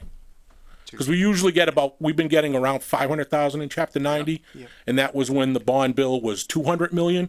Last year it was increased to 300 million, but the last 100 million was based on the rurality, what's called the rurality definition, excuse me. So that the rural communities throughout the state had a higher percentage of getting that money than be clear, City of Boston, City of Worcester, urban area, but stronger urban areas. Is that 263 persistent? So will that go forward? Yeah, until the meeting. That's just where the last bond was, so that takes us to a certain point. I know from the governor's office that they're trying to push forward with the legislature a 4-year bond bill where they've only been able to do 2 years and fund Chapter 90 for 4 years. That's still in discussion point. It hasn't gone through. So let's say we get 750 this year. Approximately, yeah. Approximately, whatever, is it likely that level of 750 will continue ahead? Or is there it's only a 2-year bond. So we got so it could drop back down to 500. It could go back to the 500, right? I see. Okay. Just wondering how. Or in their infinite wisdom, the legislature could do something different. Sure. It's been about the last 10 years. It's been about 500. It's been about a $200 million bond. Got it. And Grafton's got approximately 500. So because we're contemplating the possibility of reducing the road stabilization. So I was wondering how reliable that money would be, but it sounds like we can't rely on that being going forward. So that answers my question. Well, depending on the legislature, so I can't see the future. Which means it's unreliable. Yeah. So Complete Streets, that was, I thought, around 300 grand a year. Is that? It's about that. The town has in the past applied and probably has something pending right now, that they've gone through there's several state programs through MassDOT. Yep. And I just retired from there 2 weeks ago, so I can't help you any further, but I can tell you, I can find what's there and where we are in the pipeline. Okay. I'm just wondering how that feeds into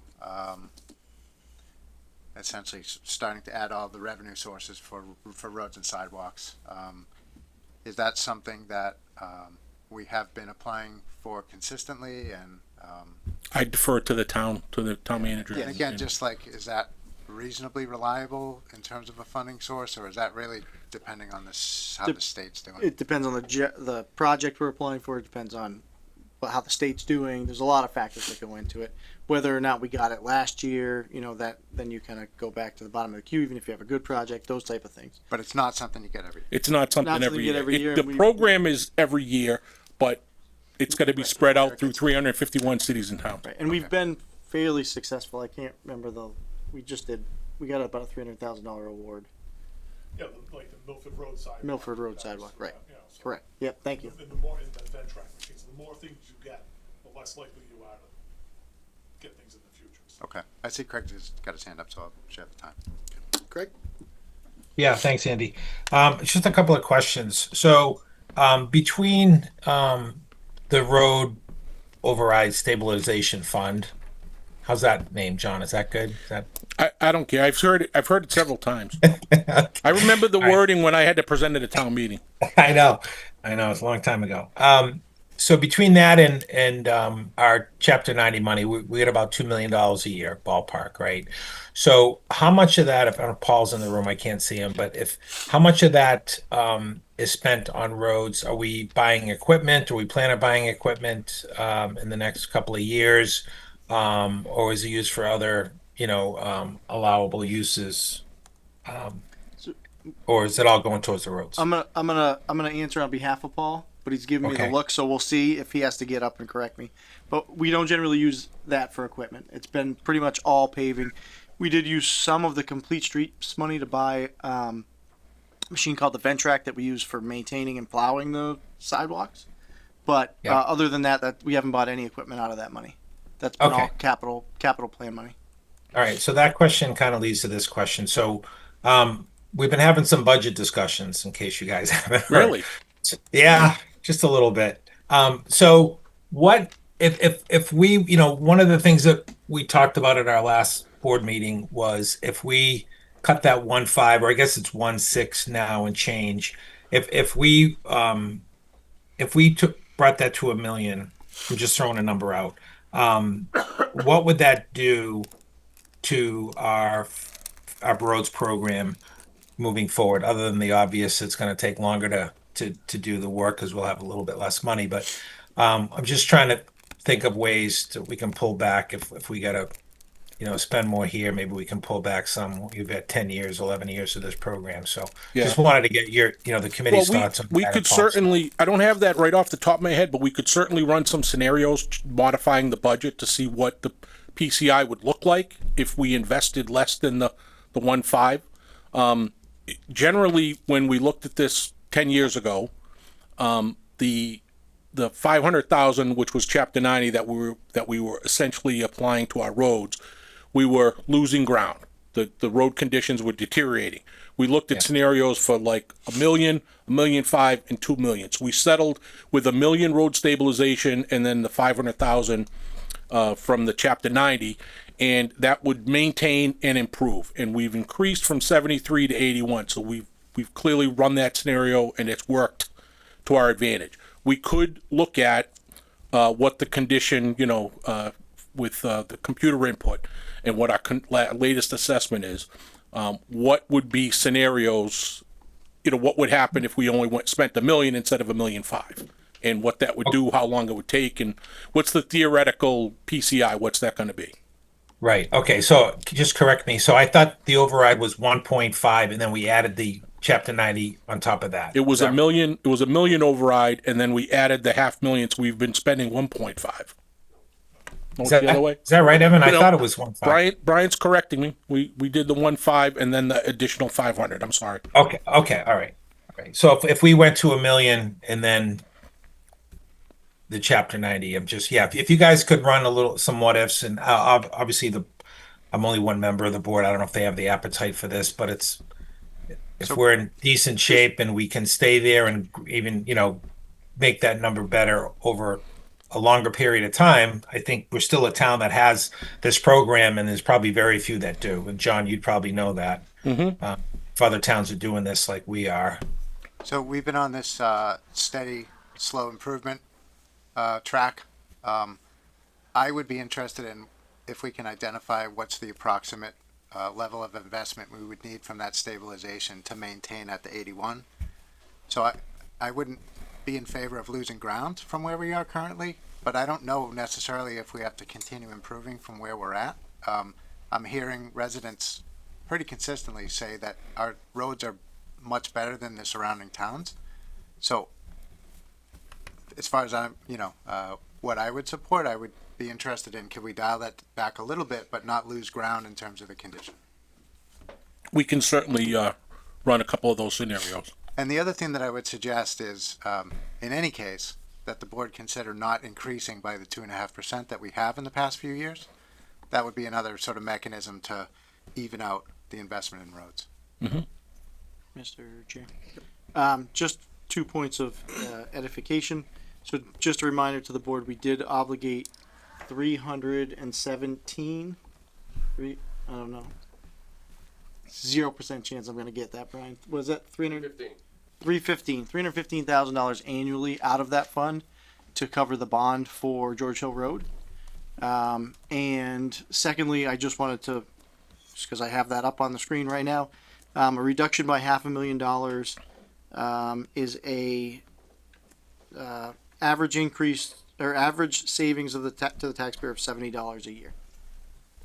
So just two points to make sure we have in our forefront of our minds.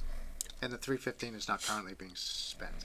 Not for, we haven't bonded anything yet, so it's not coming out. Okay. And so that, just so everybody knows, the George Hill Road is out to bid right now. Bids are opening at the end of, what's the date? 26th. Yep. So you'll have the cost of that job, and based, where that factor comes in, that I can't hear him. Yeah, it's probably better that way, generally speaking. Paul, why don't you come up and say that into the microphone? And Mr. Chair, you have 4 minutes. very quick. So the George Hill Road job is out to bid right now. Bids are opening March 26th. So a lot of, we don't know what that number is. Obviously, it's been several years and delay after delay after delay in getting it out to bid. So hopefully it's, a favorable bid given the environment we have right now. But, so, we're going to need all of that 315 to pay that bond. And Yeah. so, anyway. Okay. Just so people know that the project's out to bid, who people are interested in that in the general public anyway, so. Thank you, Paul. Yep. Okay, so at this point, I mean, it seems like we've given a couple scenarios that we can have you run through. If there's anything else that we come up with that we want to reach out for more information, we'll do that. Probably sure. plan on having the committee back sometime soon to go through that. I mean, we can correspond over email or whatever and figure out what's a reasonable Yeah, timeline. we can work with engineering and DPW to get those numbers and then go back through the town administrator, and if we need to come back, we can come back. But, That'd be great. okay? All right. Thank you for coming in tonight, presenting. Sorry, I don't mean to, rush you. I didn't want to rush stay out, any but- longer. Okay. Thank you. Thank you. Thank you. Thanks for coming. Thank you all. So, Paul and Brian, it's up to you. I mean, if you want to stay, we can get into the road stabilization discussion and the driveways after the public hearing. If you don't, we can continue it for a future meeting and bring you back then. We're gonna come back anyway, so let's just, Pass over tonight? Yeah. Okay. Yeah, good. Thank you. Appreciate it. Sorry for Thanks, dragging guys. it. Mr. Chair, I'm gonna duck out for 1 minute. Yep. Okay. We are going to take a 2-minute recess. We will come back at 7:30 and start the dog hearing.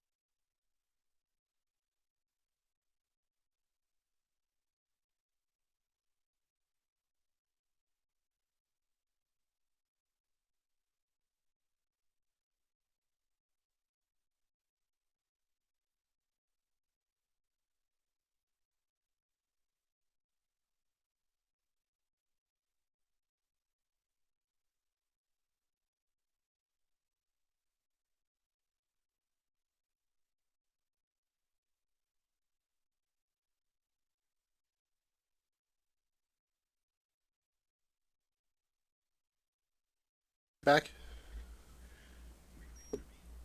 I'm here. Yep, I'm here. Okay, then I will return us to order in open session.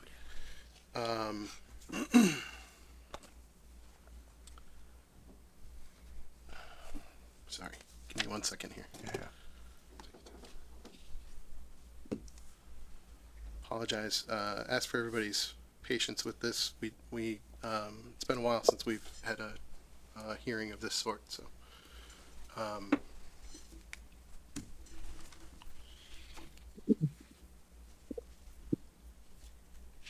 Okay, so we start with a motion to open the public hearing? Yeah, open the hearing. Yep. And make your announcement under. Yep. Yep. Okay. Can take a motion? Motion to open the public hearing. Second. Second. Okay, by roll call, Mr. Dauphiné, Dauphiné, aye. Ms. Foley, Fully aye. Mr. Offen, Often I. Jefferson, aye. Okay. This is a hearing of the Select Board held pursuant to General Laws, Chapter 140, Section 157, for the purpose of determining whether the dog owned by Johnny Gonzaga of 3 North Street in Grafton is a dangerous dog, a nuisance dog, or a nuisance dog, and in either case, to determine the appropriate remedial action to be taken. In terms of the order of presentation, the Select Board will first hear from Lisa Osterland, then our Animal Control Officer, Melinda McKendrick. The Select Board will then hear from the dog's owner if they wish to speak or present evidence, and after that, we can take comment or evidence from anyone else in attendance who wishes to speak. At this point, I would ask Ms. Osterland to come up.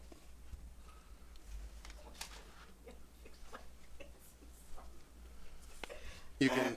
Do I stand here? Or You do can. I was just gonna say you can take Okay, your place well- at the podium or be seated. All right. I don't know exactly how this works. I've never done this before. Yeah. Neither have I. So we're So gonna get through it just- together. So hang on 1 second. All right.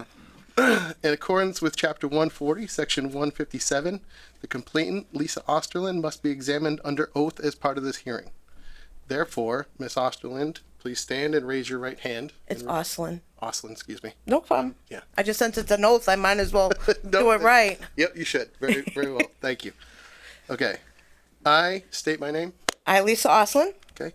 Do solemnly swear that the testimony I'm about to give do solemnly swear that the testimony I'm about to give is the truth, the whole truth, and nothing but the truth. is the truth, the whole truth, and nothing but the truth. Thank So you. help me God. Okay.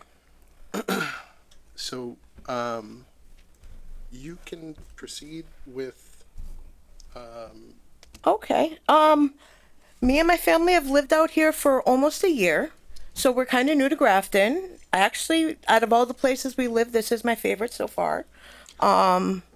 I think we have finally found a place that we decided to settle on, so here we are. Our new neighbors had moved in December 1st, I believe, of last year. On December 18th of 2025, I heard a noise outside my house door, but it's still in the hallway. It was a whining dog, so I opened up the door to see why the dog was crying.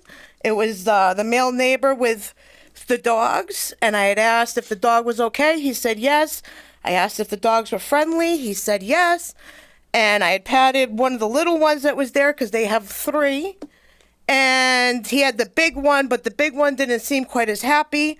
I asked if he was friendly. He said yes. I put my hand out for the dog to smell me because I know that, especially since he's a larger dog, you want him to smell you first. As soon as he smelt me, there is something with my smell that dog does not like. He smelt and he lunged. I didn't even get the words, oh shit, while I was backing up. I'll be 100% honest. He got the edge of my nose. I never in my life had a scar here. I have plenty of pictures to show before, after, during, along with police reports, doctor reports of the dog bites. I also have plastic surgeons about the dog bite because I still have no feeling on the inside of my nose right here from it. I proceeded to ask the lady who's actually the owner, Jessica. She doesn't walk the dogs, but she's the actual owner of the dog, if it was okay if they just put a muzzle on the dog, because obviously the dog doesn't like me. I had gone through enough. I had 5 stitches outside, 2 stitches inside, 9 hours in the hospital. It was horrible, okay? It was absolute horrible.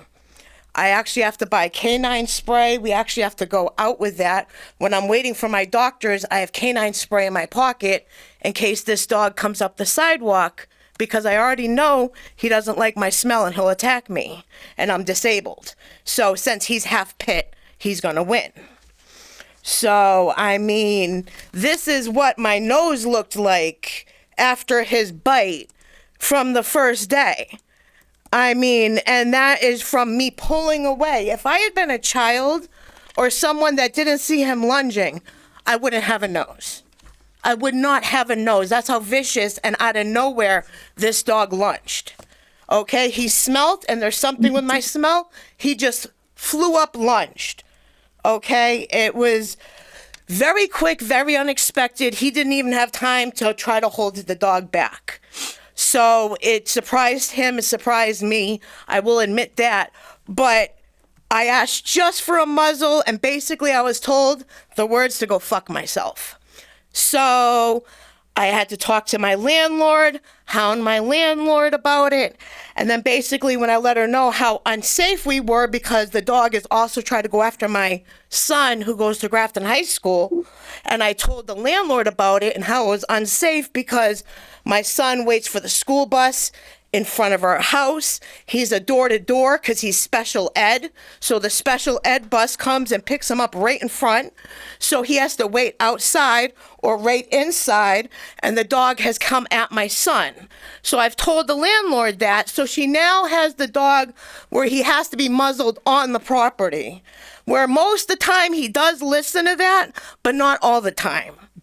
Okay, but as soon as he goes through the gate, it's off. So if my son's there, he's getting bit. Plain and simple. He has no regard for that. And even when the police came, his thing was the dog headbutted her. She didn't know what she was doing. That was his thing. And even when I said before, I'm kind of afraid, I don't know what I'm doing, I even told the cops when they came that I had the canine spray, and I showed him because he was upset that I had spray because he thought it would hurt his dog. So I wanted to show, because he called the police on me about it. So I showed the police officers when he called 911 about it that it was canine spray.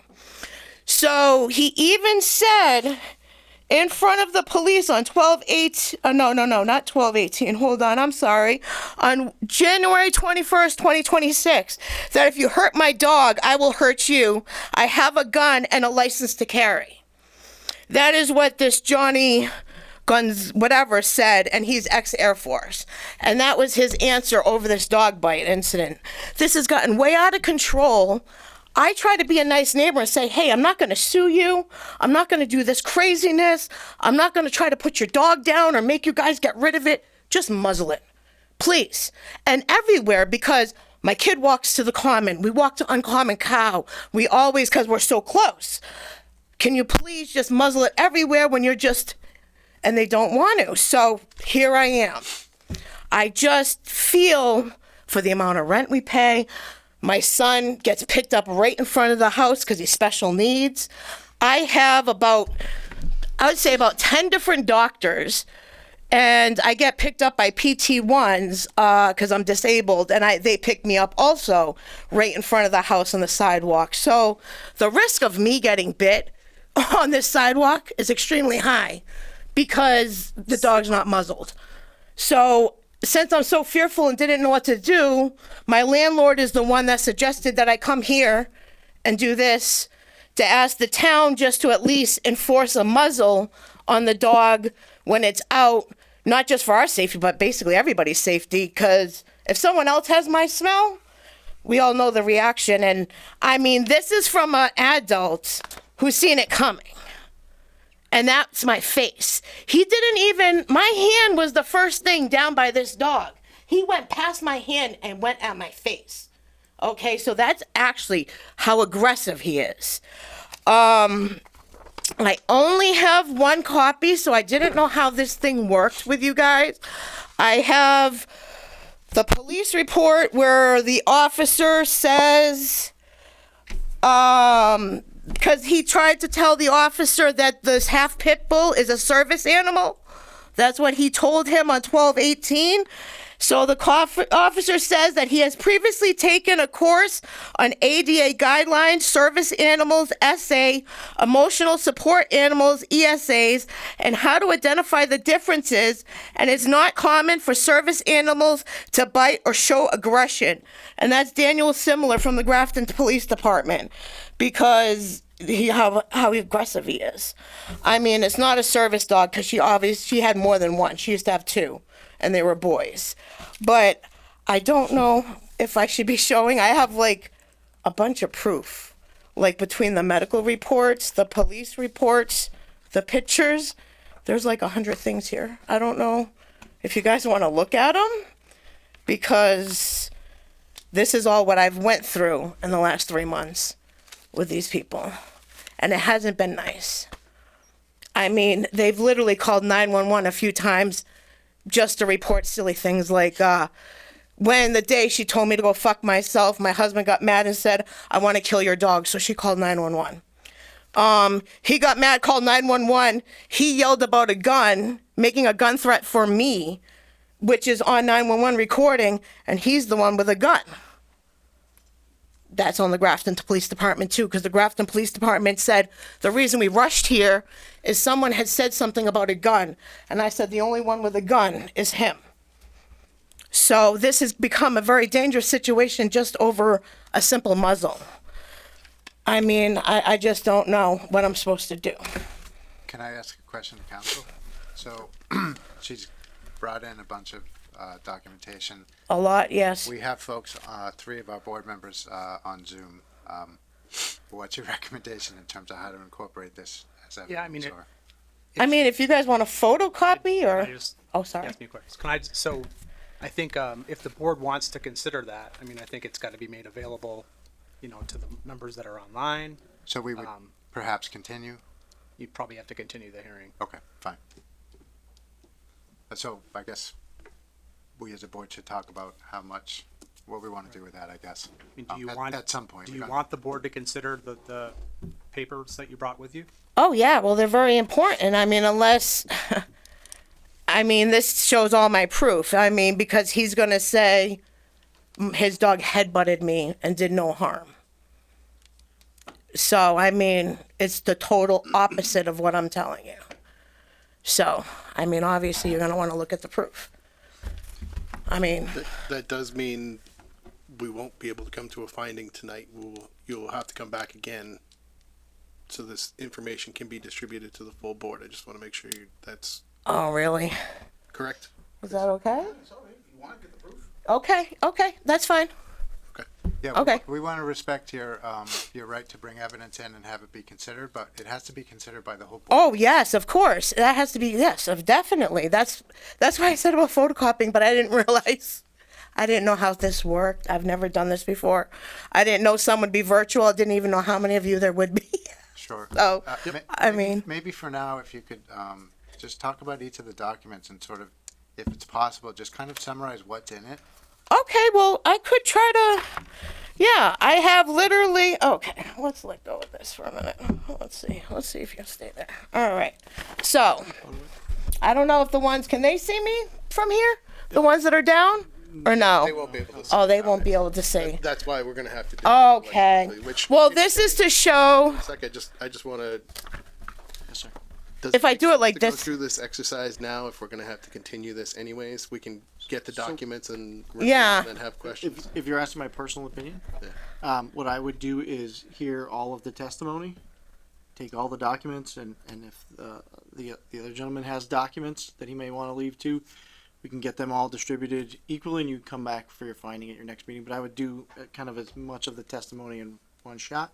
Okay. The other thing that you might want to consider is whether or not any of the police interaction is relevant to the dog hearing or not. And I don't know that we've crossed any kind of threshold there, but that's something else to consider if you're going to come back again.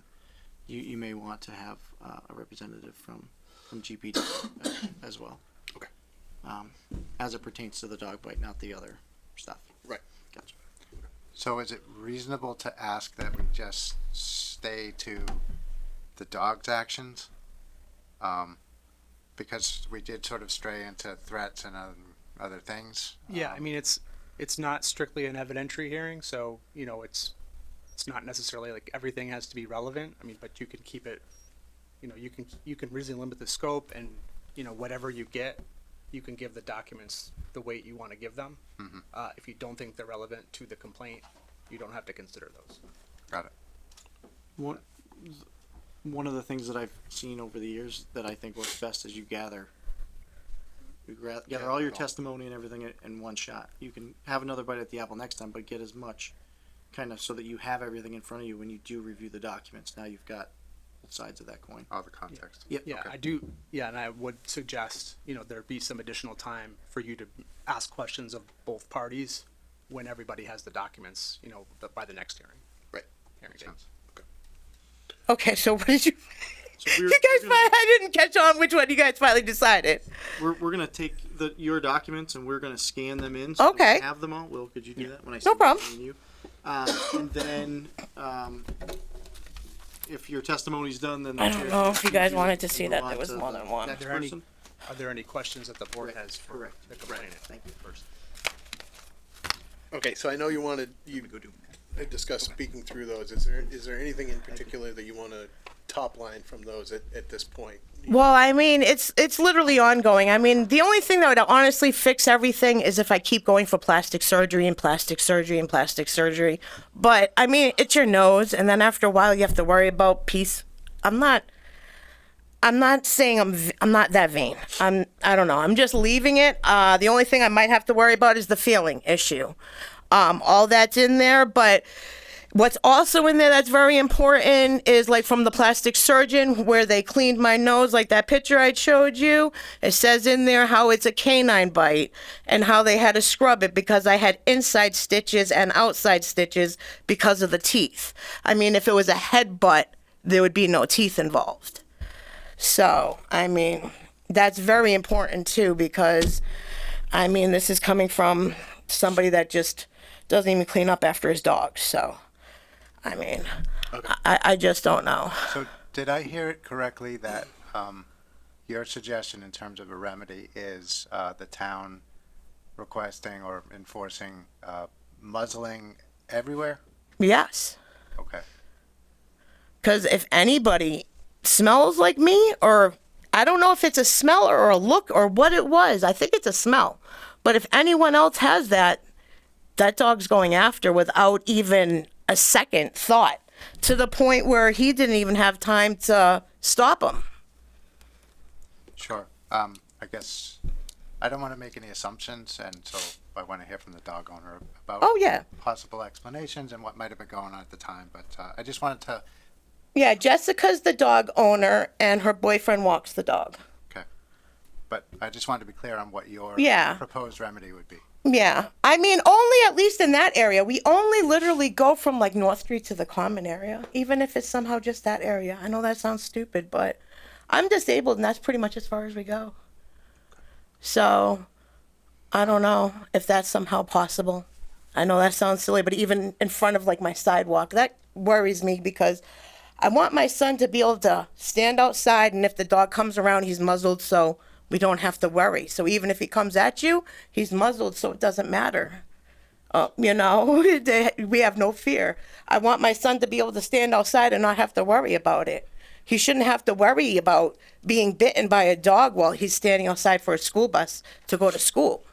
Sure. So you talked about the dog lunging at your son. Yep. You've got lots of evidence in terms of how it interacted with you. Oh, Do you yes. have any- And that was my first interaction ever with that dog. Do you have evidence to the dog lunging or going after your son at all? No. Okay. Has it happened more than once? What were the circumstances when that happened? My son was standing in the hallway waiting for the school bus, and he was coming down walking the dog or coming in. I would have to have asked my son, but my son was waiting for the school bus. He waits in the hallway on some of the days when it's too chilly because we have the glass so you can see outside. So as soon as the bus pulls up, you go right out. It's what, 20 feet to the sidewalk, you know, so he stays warm. Because, you know, stubborn kids, he won't wear a silly coat, so he's always in his sweater. You know, these high school kids, you can't get him to wear a coat. He's determined. It'll be 10 degrees and it's hot out, so. But whatever. But I just want us to be safe. I like it out here. I actually honestly think Grafton's a town we want to stay in and forever, like a permanent place. We've lived in Worcester and Boston and Holden and Shrewsbury. We've lived a lot of different places, but this is a town I actually really like. I like the community of it, I like the quietness of it, and the calmness of it usually. The only worry is just the dog. Other than that, the town's perfect. We'll take a question from Ms. Foley. Hi, thank you. This is most likely in those documents, and I do appreciate you bringing that all in, and I do appreciate the opportunity to review them. But the stitches, you indicated you had 7 stitches total. Did that occur on the 18th? Like, did you go right there? Yes. From Yep. the incident to the hospital? Okay. And I have pictures of my bloody pajamas, the bloody towel that I had because they got ruined. I went literally bloody to the hospital in an ambulance. Like the police were trying to talk to me while I was getting put in the ambulance. So he had to finish the conversation actually with my husband who's here. So he's the one that had to clean up the mess, deal with the Grafton police and the aftermath of everything. I'm the one that had to deal with the bite and the hospital part. But yes, I went straight to the hospital and I have all that proof with it. Thank you. Okay, thank you. You're welcome. Mr. Alamo. Thank you, Mr. Chair. Muzzling the dog would help avoid potentially whatever supposed or alleged bites might happen, but it wouldn't stop a dog from lunging. Is the dog ever on a leash? Is it secured in any way, or is the dog just walking around North Street? No, he's on a leash, but he's very strong. He's very big. I have hold on. I guess I don't understand how that's possible. It's like if you're leaving your house or walking on your sidewalk. Oh no, he was in the hallway of our building. He literally bit me in front of my house door. But he's very muscular. He's the dog on the right there. Sorry, I can't see that. Oh, sorry. No, it's okay. Mr. Chair, just another question then. So you're in your house in a hallway with the same dog? I came outside my house in the hallway of our building. So like, you know, because we have an inside hallway before you go outside, and because there was a dog literally right outside my door crying like it had been hurt. I guess one of the little ones has something wrong with its paw, and it hurt itself right outside my door and was crying. I didn't know. I had never met this gentleman or any of his dogs till this day because they'd only been there about 2 weeks before this incident happened. So this was my first introduction, and it obviously didn't go that well.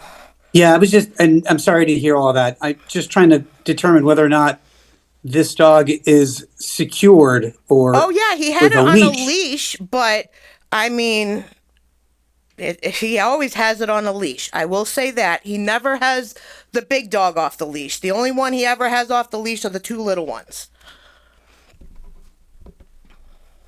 Yes. Thank you. Are there any other questions from the board? For Ms. Osland. Okay, thank you for coming in tonight. We're gonna move through the other testimonies, and Will has made copies of everything you provided. That will be distributed to the board, and we will work with all of you to figure out a date to continue this to. Okay. Ms. McKendrick, would you like to come up, please? Mr. Brown, do I have to swear in her and the dog owner as well? Okay, could you please raise your right hand and repeat after me? I, insert your name, I, Melinda McKendrick, do solemnly swear that the testimony I'm about to give do solemnly swear that the testimony I am about to give Is the truth, the whole truth, and nothing but the truth. is the truth, the whole truth, and nothing but the truth. Thank you. Okay, so I'm the animal control officer and one of two animal inspectors in Grafton. I received a call actually from the landlord of this building on the 18th of December regarding, she was concerned about landlord liability, which I suggested she consult her own attorney. She wanted to know about making orders, muzzling and things like that. I also suggested she discuss that with her attorney as the building landlord. On the 19th, I spoke with Ms. Osterland. She informed me that the neighbor's dog had bit her, which automatically, as animal inspector, triggers a quarantine, a 10-day quarantine. Any bite or scratch, anything that breaks the skin, dog, cat, or ferret, is a 10-day automatic. She also said that she had gotten some stitches, and she wanted to know about making an order to muzzle a dog. And I said, generally speaking, we can't make those orders without a select board hearing. But I would make the suggestion to the dog owner. And I spoke with Mr. Gonzaga on Monday, the 22nd. It took a little bit of time to get in touch with him, and also informed him that the dog was in quarantine. Later on the 22nd, I spoke again with Ms. Gonzaga. She was asking about a dangerous dog hearing. I provided her information on talking with the select board regarding a hearing. I spoke on January 5th with Mr. Gonzaga, trying to arrange a time to release the dog from quarantine. I understand that there was a family emergency, and this is around the holiday time as well, so there's a little bit of a longer time frame to release the dog from quarantine. So I followed up again on February 2nd with Mr. Gonzaga to release the quarantine. He said that he had heard from the landlord had suggested muzzling the dog, that he had been muzzling the dog in the common areas, which is from when they leave their door all the way out of the building to the edge of the property, which is where that fence line is. And then after that, there's no order in place. I followed up. I saw the dog on the 2nd. Let's see, I followed up with Mr. Gonzaga. And on the 2nd, when I went to see the dog, because I have to physically see the animal to release it from quarantine, he said it's a Rhodesian Ridgeback mix, which also has a similar body size and type of, like a lab or a pit mix. They can have a very boxy head. The dog acted appropriate to me as far as meeting a stranger. It didn't show me any aggression particularly. It didn't back away particularly. It just kind of looked at me. What would be, I would consider, normal and appropriate. I was able to give him a couple of treats. He was relatively gentle with it. But again, I handle dogs on a regular basis, so. Mr. Gonzaga did inform me that the neighbor, Lisa, and her husband had been yelling out the window, threatening to shoot the dog, that another neighbor had actually contacted the police on a couple of occasions. I've got a couple of IMC numbers from their system, if you're interested in the numbers. He didn't want any kind of select board hearing orders because he's concerned that that will negatively affect the dog. In addition, because I understand these people only moved in the beginning of December, they came from Whitensville. I've made a number of attempts to contact the Whitensville Animal Control Inspector. That is actually, it's Northbridge. I have not heard back from him. In the messages, I did state that I had a dangerous dog hearing and I need to know if there's any information. I have not heard anything back from like 3 phone calls. So beyond that, I just followed up with a landlord who confirmed that she had spoken with her attorney and requested the dog be muzzled in the building and in common areas and on the property. That's it. Oh, I did suggest that they have the dog temperament tested by a professional trainer.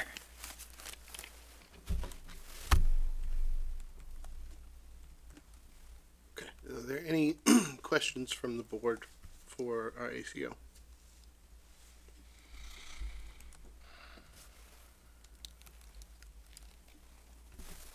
Ms. Foley. Just just to confirm the end part there, so the dog owners previously lived in the Northbridge, Whitensville area. Is that what you're saying? Whitensville is part of Northbridge. Yep. Okay. That was the most recent before they came here. Right. So there's no history over there that I'm aware of, and I did try to confirm. Right. And so would your assumption be no news is indicating that there wasn't trouble, or just that person hasn't gotten back to you for whatever reason? After 3 attempts to get in touch with him, my assumption would be no news is there's nothing to report. Right. Okay, thank you. Mr. Dauphin. Yeah, thanks, Andy. Just a couple questions. So, when was the last time that you had interaction with the complainant, the owner, and the dog? I have to look at my notes, I'm sorry. I think the last time I spoke with Ms. Osterland was probably in December. I know she spoke with Amber Monk regarding as well. And then in early February when I spoke with them when I was releasing the dog from quarantine. Okay, so there's been no issue since then that you've had to respond to? The only real issue that I was responding to was the supposed bite on the 18th. Okay, all right. Of December. And you said that you recommended that the dog stay muzzled while on the premises inside and out. I don't know enough about the whole situation to recommend one way or another. The landlord had asked me what I thought about it. I suggested she speak with her attorney. It's not something that I could enforce anyways because it's private property, as I understand it. If you had chosen to muzzle off of the property, that would be something that I would be able to enforce. But I just have no information to really establish. The landlord had requested that the dog be muzzled inside the property, in the common areas and on the property. But that would be something that would be up to the landlord. Okay, so I guess to answer my question, this hasn't been because some of these things can have several visits with several either complaints or non-compliance, but that's not the case. You responded to one. Right. I issued the quarantine. One event. Yeah. And then again, I went back at the end of that, and that's standard procedure for a 10-day quarantine or any quarantine with the animal inspector. We need to physically see the animal at the end of the quarantine to confirm that it's disease-free. That's the main crux behind the quarantine types. Okay, thank you. Thank you.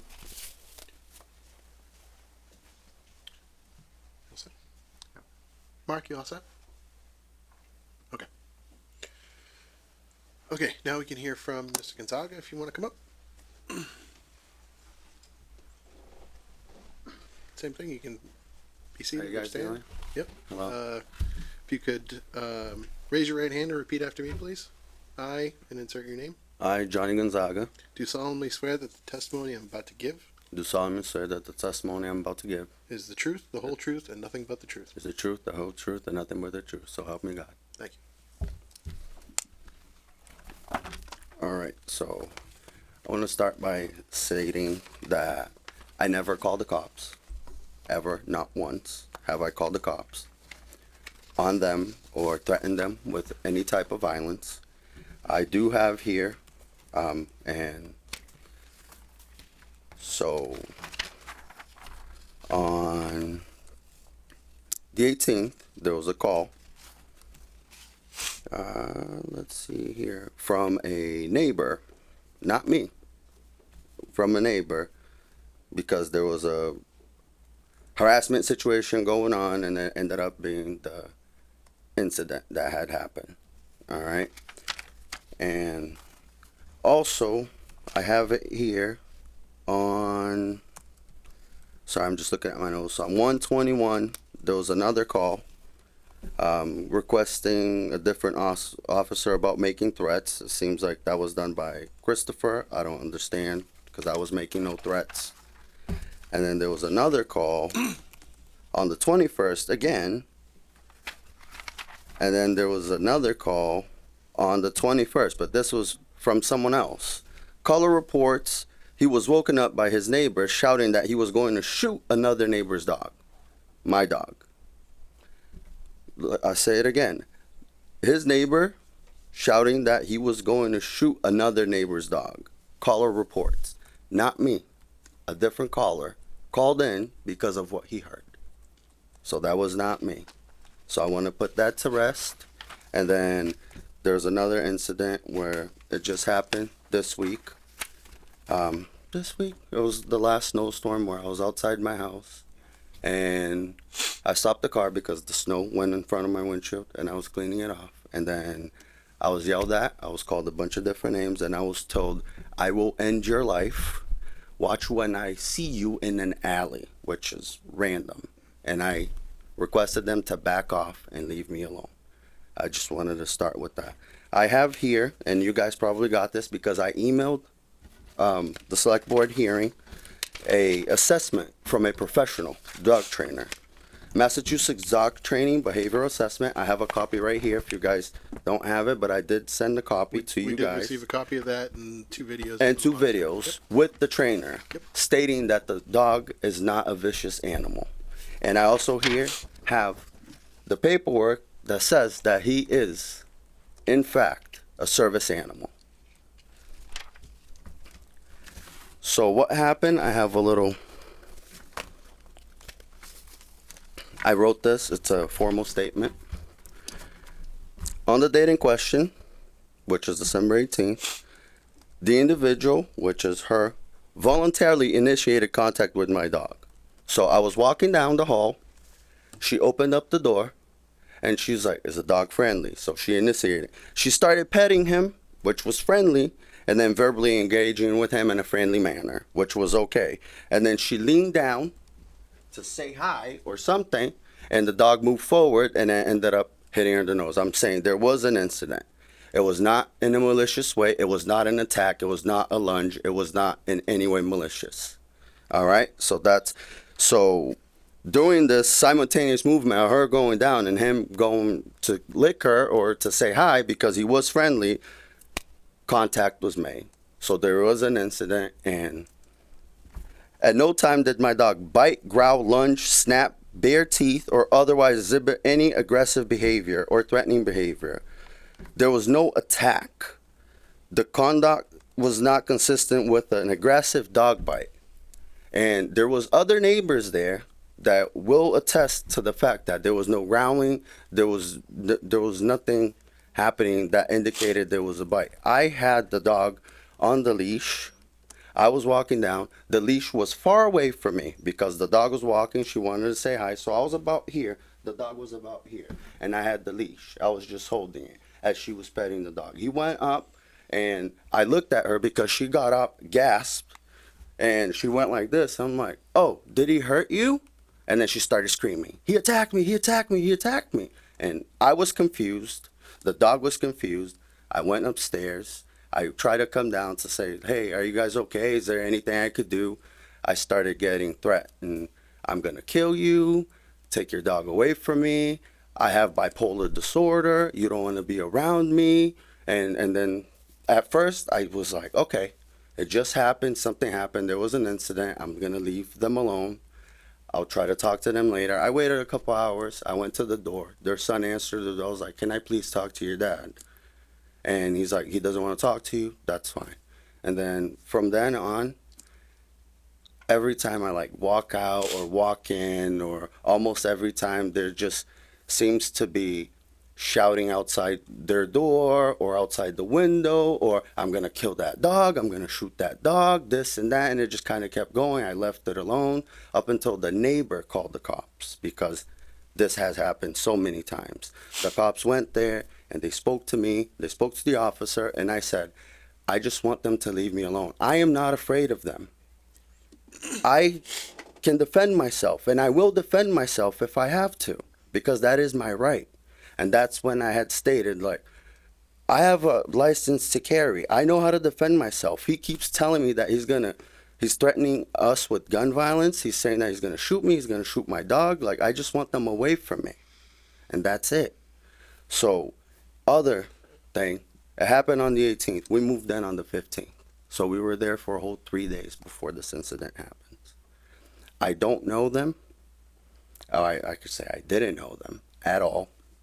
And at first, I thought that it was friendly. It was going to be a friendly, and then the incident happened, and it just went downhill. Now, I walk in and out of my apartment in complete, utter, fear of something happening, them opening up the door, coming out, lunging at me. I am not comfortable being where I am. I have sent my landlady multiple messages stating, hey, he keeps yelling, he keeps doing this, I don't know what to do. What she says is, I can't do nothing about that, just let things blow over, things will come down eventually. And it's to the point where I want to say this again. I didn't even call the cops, not once. I never called the cops. The neighbors called the cops, and they keep saying that I called the cops. They keep saying that my girl, Jessica, called the cops. She has never called the cops. They went there, and she said a nice day, I'm sorry for my language, that B word called the cops. I know it was her, which she never did. But what I did do was the last time when he threatened to kill me for more than one occasion, the last time he threatened to kill me, saying he's going to find me in an alley, he's going to end my life, I did go to the police. And I did place a report with the police station because it's been months and all I want to do is live my life. I do have the dog right now muzzled on the common areas, which was a request done by the landlord, which I comply with the request, not because I think the dog is unsafe or I'm scared of the dog lunging at anybody. The dog has never lunged at their kid ever. Ever. That has never happened. Never did that happen. So I'm over here because there's all these false accusations, and I have video proof by a professional that the dog is no way dangerous. On his assessment, I can even read it here. It says that the dog, let me see here real quick. It says, produce zero adverse reactions, sustain obedience to command, sustaining the conclusion that Zeus is suitable for home, children, multi-dog environments, and may qualify for service work with additional training, meaning being a service dog, which the trainer doesn't even know he is already a service dog. So as you can see, the trainer has no idea who the dog was prior to interacting with him for that first time. And you guys have video proof, and you have the assessment from a guy that's been in business for over 15 years, if I'm not wrong, that the dog is not a dangerous animal. So I'm over here just because I want to save my dog, because they're trying to portray a happy dog as a dangerous animal just because of what he looks like. Because as she said, pit. He's not a pit. She thinks pit bull, dangerous. He's a Ridgeback. So, you guys have any questions? Does the board have any questions for Mr. Gonzaga? I guess I do, Mr. Chair, but it calls for speculation. Why do you think that accusations then that you're referring to are being made? What accusations? That your dog is dangerous. To be honest, I don't know. I don't know. Because I have heard repeatedly, I am going to do everything in my power to put your dog down, by Chris, which is her husband. I am going to do everything in my power to put your dog down. I am going to kill that dog. I am going to shoot that dog. So, as far as I'm concerned, they're trying to get me to put the dog down. And I'm worried about my family and I'm worried about my dog. I can defend myself, but if I'm not around, I don't know what's going on.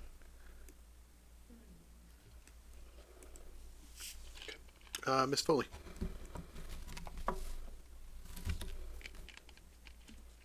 Just two questions. So thank you for your testimony there. But so currently Zeus the dog is muzzled in the common areas at all times. Is that what you're saying? Yes.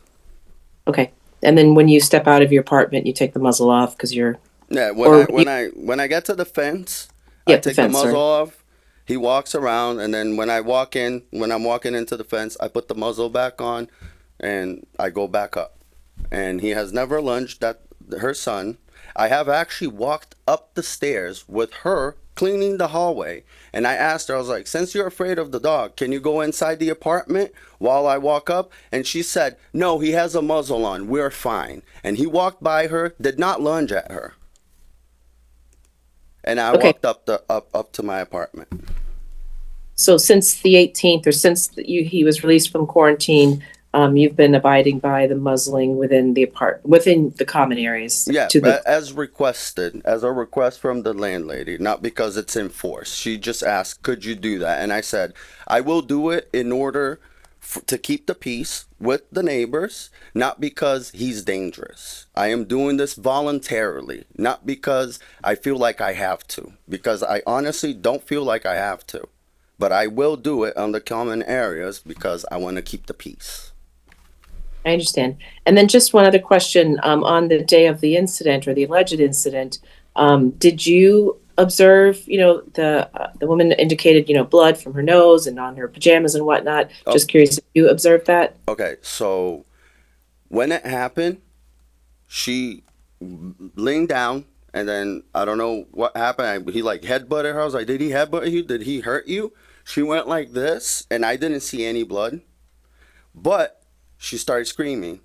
He attacked me. And then she walked in. So on that midterm, I would say, like on that in between, her claiming she got attacked, which was an incident, it wasn't an attack, and her going into the house, that it might have bled after. I did not see any blood. I did see after the fact that she came out of the house and she was talking to the officer. Officer Smiley, if I'm not mistaken, Simley? Similar. Officer Simler was the one that said, she has a cut on her nose. And I was in shock. I'm like, what? She has a cut on her nose. And I was like, oh my God. I don't even know how that happened. And then I tried to speak to Chris. I tried to speak to them to like see what was going on, to see if they needed anything. And I was met with nothing but just the most awful type of interaction. And at first I thought it was like, okay, things just happen, everyone's angry, but then it just kept going. It kept going. And the mere fact that we are here, I see as part of the harassment. Because they keep harassing. I see this, what's going on here, as part of the harassment. Because they keep saying, I'm going to do everything in my power to put your dog down. I'm going to kill that dog. I'm going to shoot that dog. So what's the next step? To get you guys to believe that a perfectly docile, friendly animal is a dangerous to the community, which I have proven with video proof and a professional assessment by a trainer that he is not. Just for a little bit of clarification, so when you say common areas, the yard is fenced or gated? The yard is fenced, yes. Is the dog muzzled when it's inside that yard area? Yes. So basically, if you were to take it for a walk, are you muzzling it once you leave the yard? I mean, removing the muzzle. Yes, once I leave the yard. Remuzzling before you head to the fenced area. Yes, as I enter the fence, I muzzle him. Mr. Dauphiné. You're on mute. All right, sorry about that. Thanks, Andy. Just a question, a couple questions actually, just because you brought it up. So just for clarification, so you said that several times they threatened to kill your dog, and did they threaten you as well? Yes. All right, so I'm just bringing this up, even though the threatening of you doesn't have anything to do with, the issue with the dog hearing, which is what we're here for. And you called you talked to the police about that? Did you file a report? Is there Yes. a public record of that? Yes. There is. Okay. I just want to make sure that, because now that you brought it up during the hearing. And I just don't, now the calls that were made by the neighbors, I would just like the neighbors' names to be out of this, because I don't want any retaliation against the neighbors as well, because I'm afraid for them. Well, I am too, and that's why I'm bringing it up, because this is a public hearing and it was brought up at this hearing, and I just want to address that as well. We have counsel here, and if there's any action that needs to be taken, it sounds like you did call the police, and I don't know what they did to address the issue, but it is I did not call It the is, police. it is part of public record, right? Yes, I did not call the police, like I stated before. I never called the police. I went to the police station. Oh, okay. No, Sorry. I never Yes. called. I went to the police station. But the police have addressed the threatening Yes. issues because of the Officer neighbor Sim- call. Officer Simley? Similar. Officer Simler, Simler yeah. was the All right. one that took the report.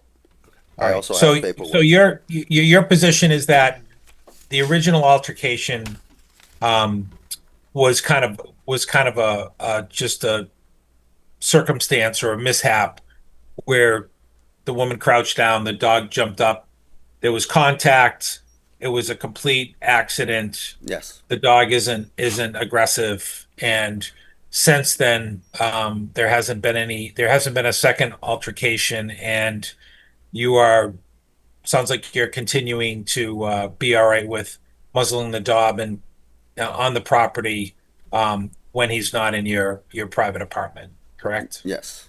Okay. Because I said earlier, a lot of these, when we have these, is like there's several incidences where we keep having to go, the dog officer keeps having to go back to enforce something that that people are not complying to. So this was one incident, one event, and in your mind, it was just a mistake. Wasn't an aggressive act, and you're still willing to muzzle the dog on in the public areas on property and inside. Yes. But I would Okay. also ask for the privacy of walking in and out of my house without being watched and taking pictures off through the window. Because it doesn't feel good. No, I'm sure it doesn't. But I think that's something for the police Unfortunately, yeah, department. that's not we something can't we do can that. act on, but yeah. Yeah. So, all right, I'm good. Thank you. Okay. Mr. Hoffman? Yeah, thanks for coming in. Just a couple of questions. I want to understand the history of the dog just a little bit. So, who did you get the dog from? How long have you owned Zeus, and kind of how long has he been a service dog? All right, Jessica Robidoux owns the dog, and me and her, we started dating last year in March of last year. So I made first contact with the dog in March of last year. She's had him his whole life. He's never been aggressive with me or anybody that I know. He's been to my work. He's met all of my employees because I am a manager. So he's met all of my employees. He's met. How old is the dog? 7 years old. 7. Okay. Yes. So all I know from him is that he's a good dog. Do you know if Jessica got him as a service dog? No, she did not get him as he got certified. I believe I have the paperwork here. Which you guys should have this as well. If you don't, then we will send it to you. Because he's actually registered with the town as a service animal. Okay. We can look at that when we get the documents. October 27th of 2025. Okay, got it. So very recently. Last question for me is, to your knowledge, has there ever been any other complaints with this dog? And No. Has the dog ever had any issues with other dogs or people? No. Okay. Thanks. Mr. Alamo, did you still have a question you wish to ask? It was more of a comment, Mr. Chair. Just watching the video of this this trainer just sort of testing Zeus in this environment, and I'm sure everybody's watched the video, but I've been around skittish dogs, dogs that are a little bit much more difficult. But this one's like he's pulling on the dog's collar, he's throwing things at him, he's smacking the table, and the dog is just kind of like friendly ignoring it. So I'm having a little trouble picturing this dog as an aggressive threat, personally, just based on these videos that I'm looking at.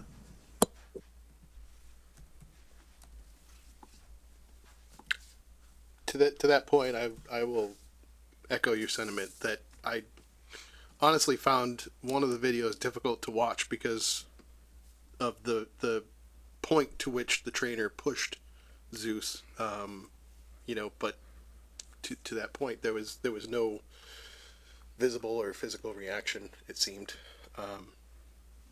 So. Yeah, I'll echo that as well. And to your comment too, he was pretty hard on the dog, pulling his tail, pulling his hind legs, being pretty aggressive with the dog, and the dog was just wagging his tail. So, Any additional questions or comments from the board for Mr. Gonzaga specifically? Okay, thanks. Just Thank you, one sir. point of order, Mr. Chair. Yes. Are there any other documents that you want the board to have other than the two videos? Everything that I have here, I would like you guys to have. And I already took copies, so you can actually have these. All right.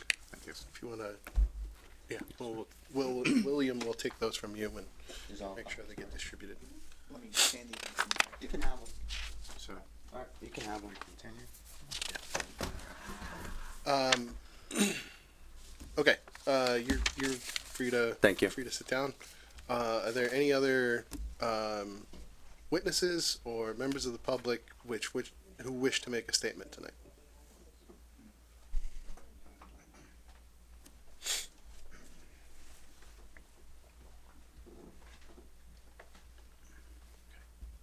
Can you raise your right hand for me, please?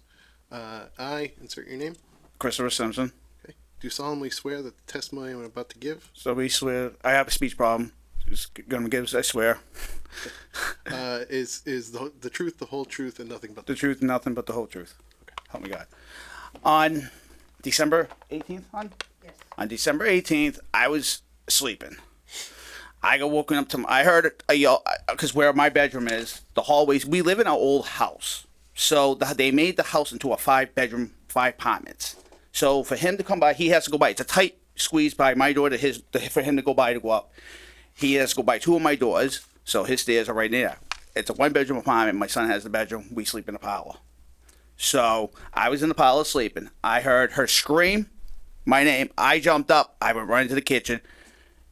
And she's like this, and blood's going down her shirt. I moved her hands, and she split wide open. I ran, grabbed her a towel. I yelled at this guy, "What the fuck's going on with your dog? What the hell?" Yes, I threatened to kill his dog, yeah. Well, my wife just got bit. I just got woken up out of a sound sleep. So I'm already, he kept coming to the door trying to talk to me. I told him I didn't want to talk to him. I'm diagnosed with mental retardation and major bipolar. I said, my bipolar is off the hook right now. Please just leave me alone because my bipolar is acting up. Reasonable, just leave me alone. Just go away. I'm in the house and he's out in the hallway telling the cop, "Oh, she don't know how to deal with dogs, blah, blah, blah." I opened the door and I said, "Listen, dude, my wife is trained German Shepherd since she was a kid. She's bred and raised all German Shepherds her whole life. You're down here telling the cop my wife doesn't know what the hell she's talking about?" So the cop, said, "Chris, I'm going to take care of this. Go back in the house." I went back in the house. I hopped, my wife left in the ambulance. I took pictures. I took pictures of the clothes. I hop in the shower. Like he said, he knocked on my door. My son answered the door. I was in the shower. I got out of the shower. I packed all her medication because I knew she was going to the hospital. I was going to walk from our house, 3 North, all the way to UMass Memorial, and all the way in Worcester. And I was already hiking it. I got a ride from the cop. He's the one that brought me and dropped me off at the hospital. And he even said to me, and it even says in the report, that a service dog does not attack a person. It does not do that. All I want to say is just, she was bleeding. It was bad. Since then, me and my son, a couple weeks ago when we had one of the snowstorms, we were outside shoveling. I don't know the exact date because we have so much snow already. He wasn't home. She was walking the dog. And me and my son were outside on the sidewalk shoveling because I shovel for the landlord. And she was coming up the driveway with her dog. And her dog automatically looked over and already gave a little to me. Like where I am to you is the dog. He already looks over and gives me a growl out of nowhere. This is the same dog? That's the same dog, and that was her. And she walked the dog, it growled, and then it came back and growled and gave me another dirty look and growled. That's all it did. It didn't try to lunge at me, but it gave the growl. Like, it looked over, like, out of nowhere, because I don't know, maybe because it seen me with a shovel. But that's the incidents we've had. I said I bought dog spray. If the dog attacks, I'm going to use the dog spray on the dog. I bought it the right way. I'm allowed to use. It's a canine spray for canines if they attack you. His words was, "You hurt my dog, I'll hurt you. I have a gun and I have a license to carry." He is a United States Air Force, is sworn to protect Americans like I am, and he's threatening me. You swore in the military to take care of us. That no harm, and then you threatened that you have a gun. So I'm sorry, sir, but he threatened to say he has a gun. To my wife, I called the police station. I talked to the sergeant. The sergeant said that he was going to make a report. The reason why they couldn't do a real record on it is because he didn't say, "I'm going to shoot you." The sergeant says the new laws is if he says, "I'm going to shoot you with the gun," he says then we can make a report. The sergeant said that the Grafton police, that he was going to put in a little message, what happened at the house, what was said. He's going to at least put that there. Him saying that he's gone to the police station. No one's gotten hold of me at a police station saying that any reports on me at all. So I don't know what reports he's been or what, but no more cops have come and talked to me at all. I just wanted to let know people what's happened, and that's all I got to say, sir. Thank you. Hang on. Yep, we'll see, just in case anybody has any questions. Does the board have any questions that they wish to ask?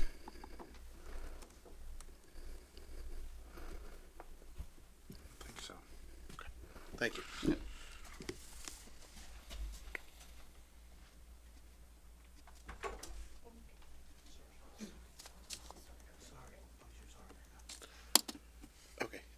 So if we're going to continue this, are we required to pick a date to continue tonight, or are we just allowed to continue it to a future date and coordinate with all the parties? I think you can coordinate the date with the parties. Okay. Just that the hearing's still open. Do we need a motion to Continue? Make a motion that we continue the hearing at a future meeting on a date that's agreed with the complainant and the defendant. Second. Okay. Motion made and seconded. Any discussion? Hearing none by roll call. Ms. Foley? Foley, aye. Mr. Dauphiné? Just point of order. I'm sorry, could you repeat the motion? I was having a hard time hearing it. Sure, the motion is to continue to a future meeting at a date agreed by the interested parties. Okay, thank you. Dauphiné, aye. Mr. Alamo? Alamo, aye. Mr. Off? Often aye. Jefferson, aye. Okay, we will continue the hearing. That's all our action for this right now. We are good to move on and, okay. So again, to confirm, we will, have our administrative assistant, Amber, again, get in contact with you, to schedule a future date to continue this meeting. We typically meet on Tuesdays, so, just giving you a heads up. All right, no problem. Thank you very much. Thank you. Thank you all for coming in tonight.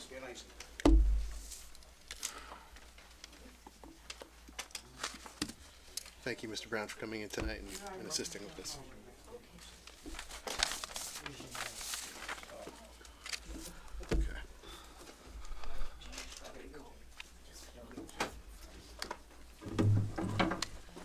Okay, so at this point, we do have a couple things left on the agenda. If we want to circle back to the budget discussion and try to iron anything out, is that, or I know we've been going at this since 6 at this point. Is this something that the board wishes to circle back to now or discuss at one of our upcoming meetings?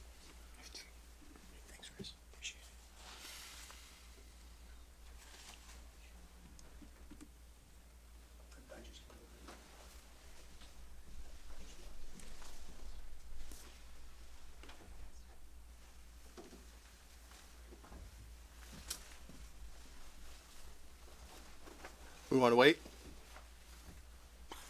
Nobody seems enthusiastic to continue the budget discussion at this point, so. I'm sorry it's late. I know, Yeah. I'm trying to Yep. I'm looking at the agenda to try to sort out where we're at. Yep. Those are the last two things, so I think it's reasonable that we continue the discussion next week. Okay. And Go ahead. so, will you push the road stabilization fund, under new business B, to next week as well?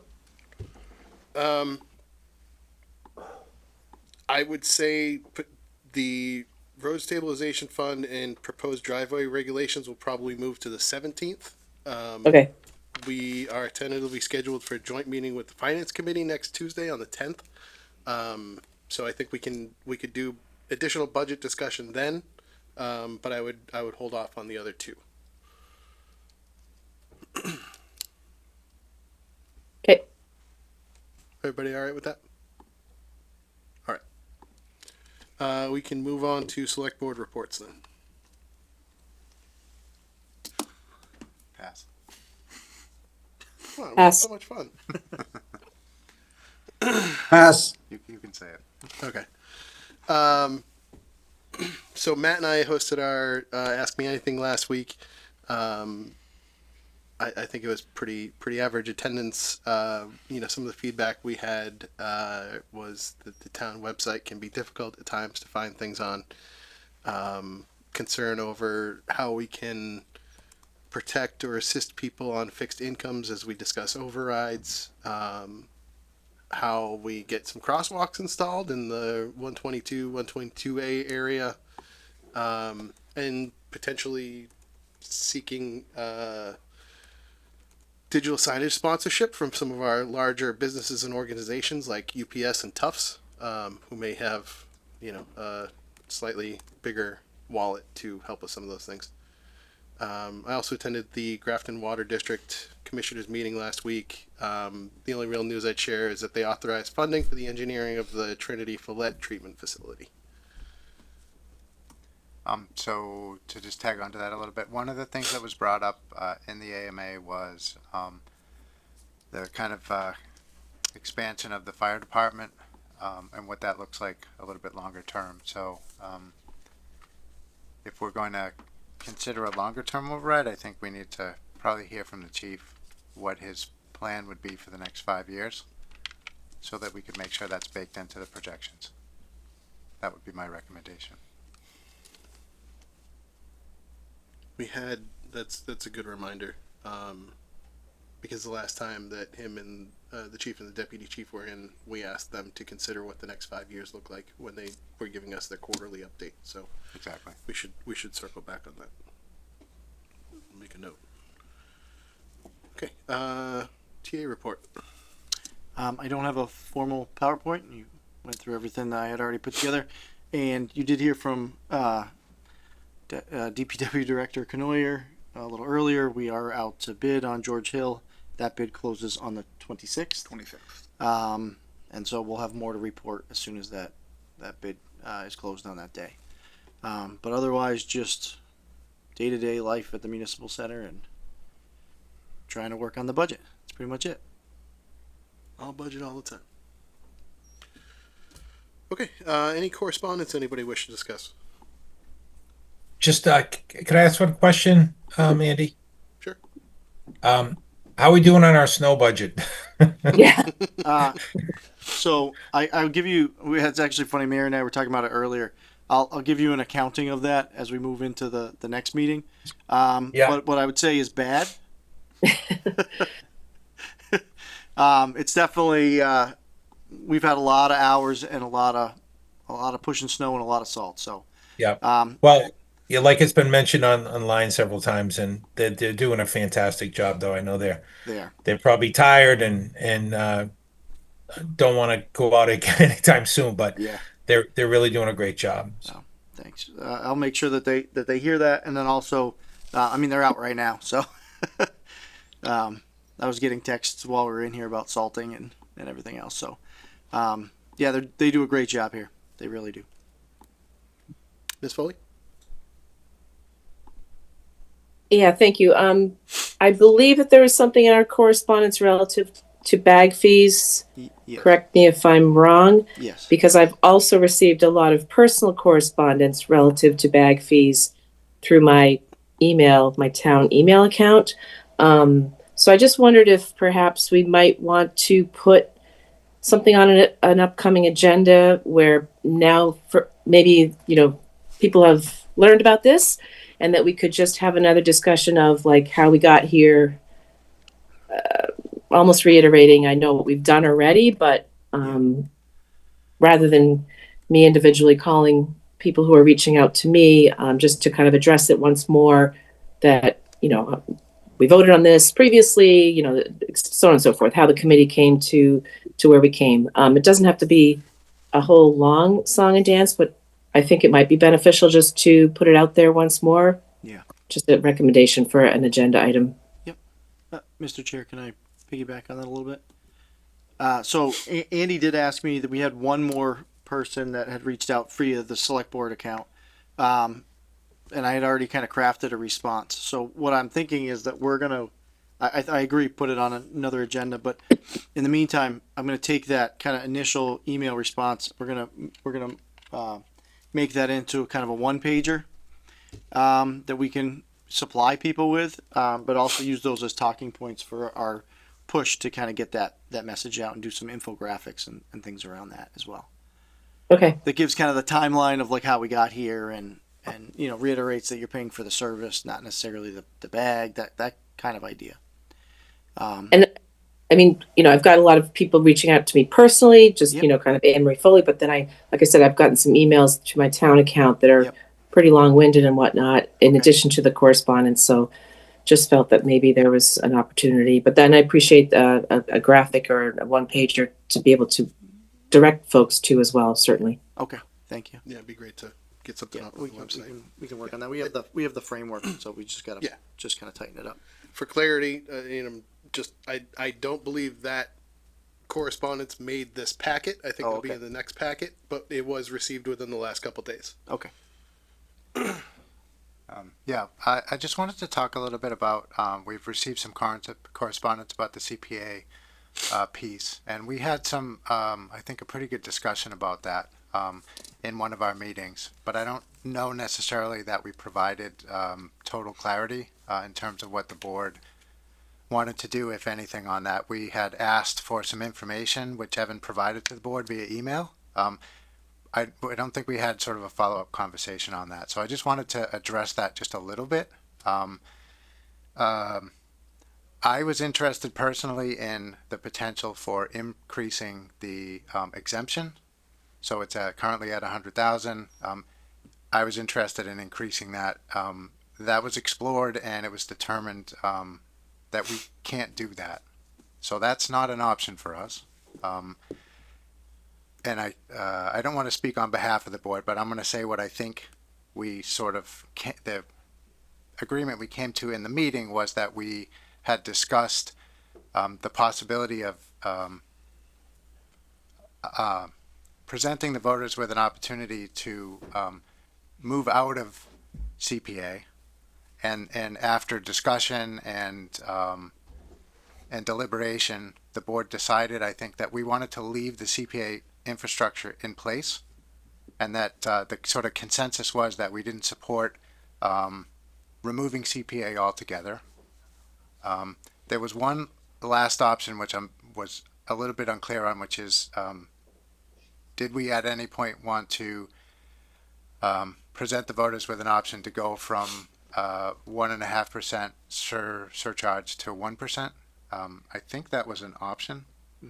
And so I wanted to just suggest to the board that in the same way that we're looking at the road stabilization, that's something that this board should discuss.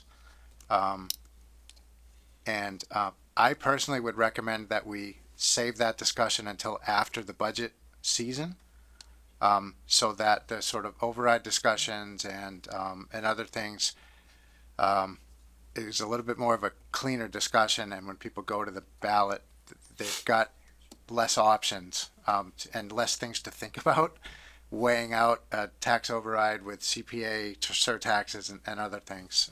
So I personally am interested in continuing to explore that, but I'd recommend that we sort of take that up after the budget's done. So that's what I recommend. Okay. Anything else? Okay. We have one set of meeting minutes to approve. I move the board vote to approve the meeting minutes for March 18th, 2025 as written. Second. Motion made and seconded. Any discussion? Seeing none. By roll call, Ms. Foley, Foley, aye. Mr. Dauphiné, Dauphiné, aye. Mr. Alamo, Alamo, aye. Mr. Offen, Off and Jefferson, aye. Okay. I can take a motion to adjourn. So moved. Second. Okay. By roll call, Ms. Foley, Foley, aye. Mr. Dauphiné, Dauphiné, aye. Mr. Alamo, Alamo, aye. Mr. Offen, Off and Jefferson, aye. We are adjourned.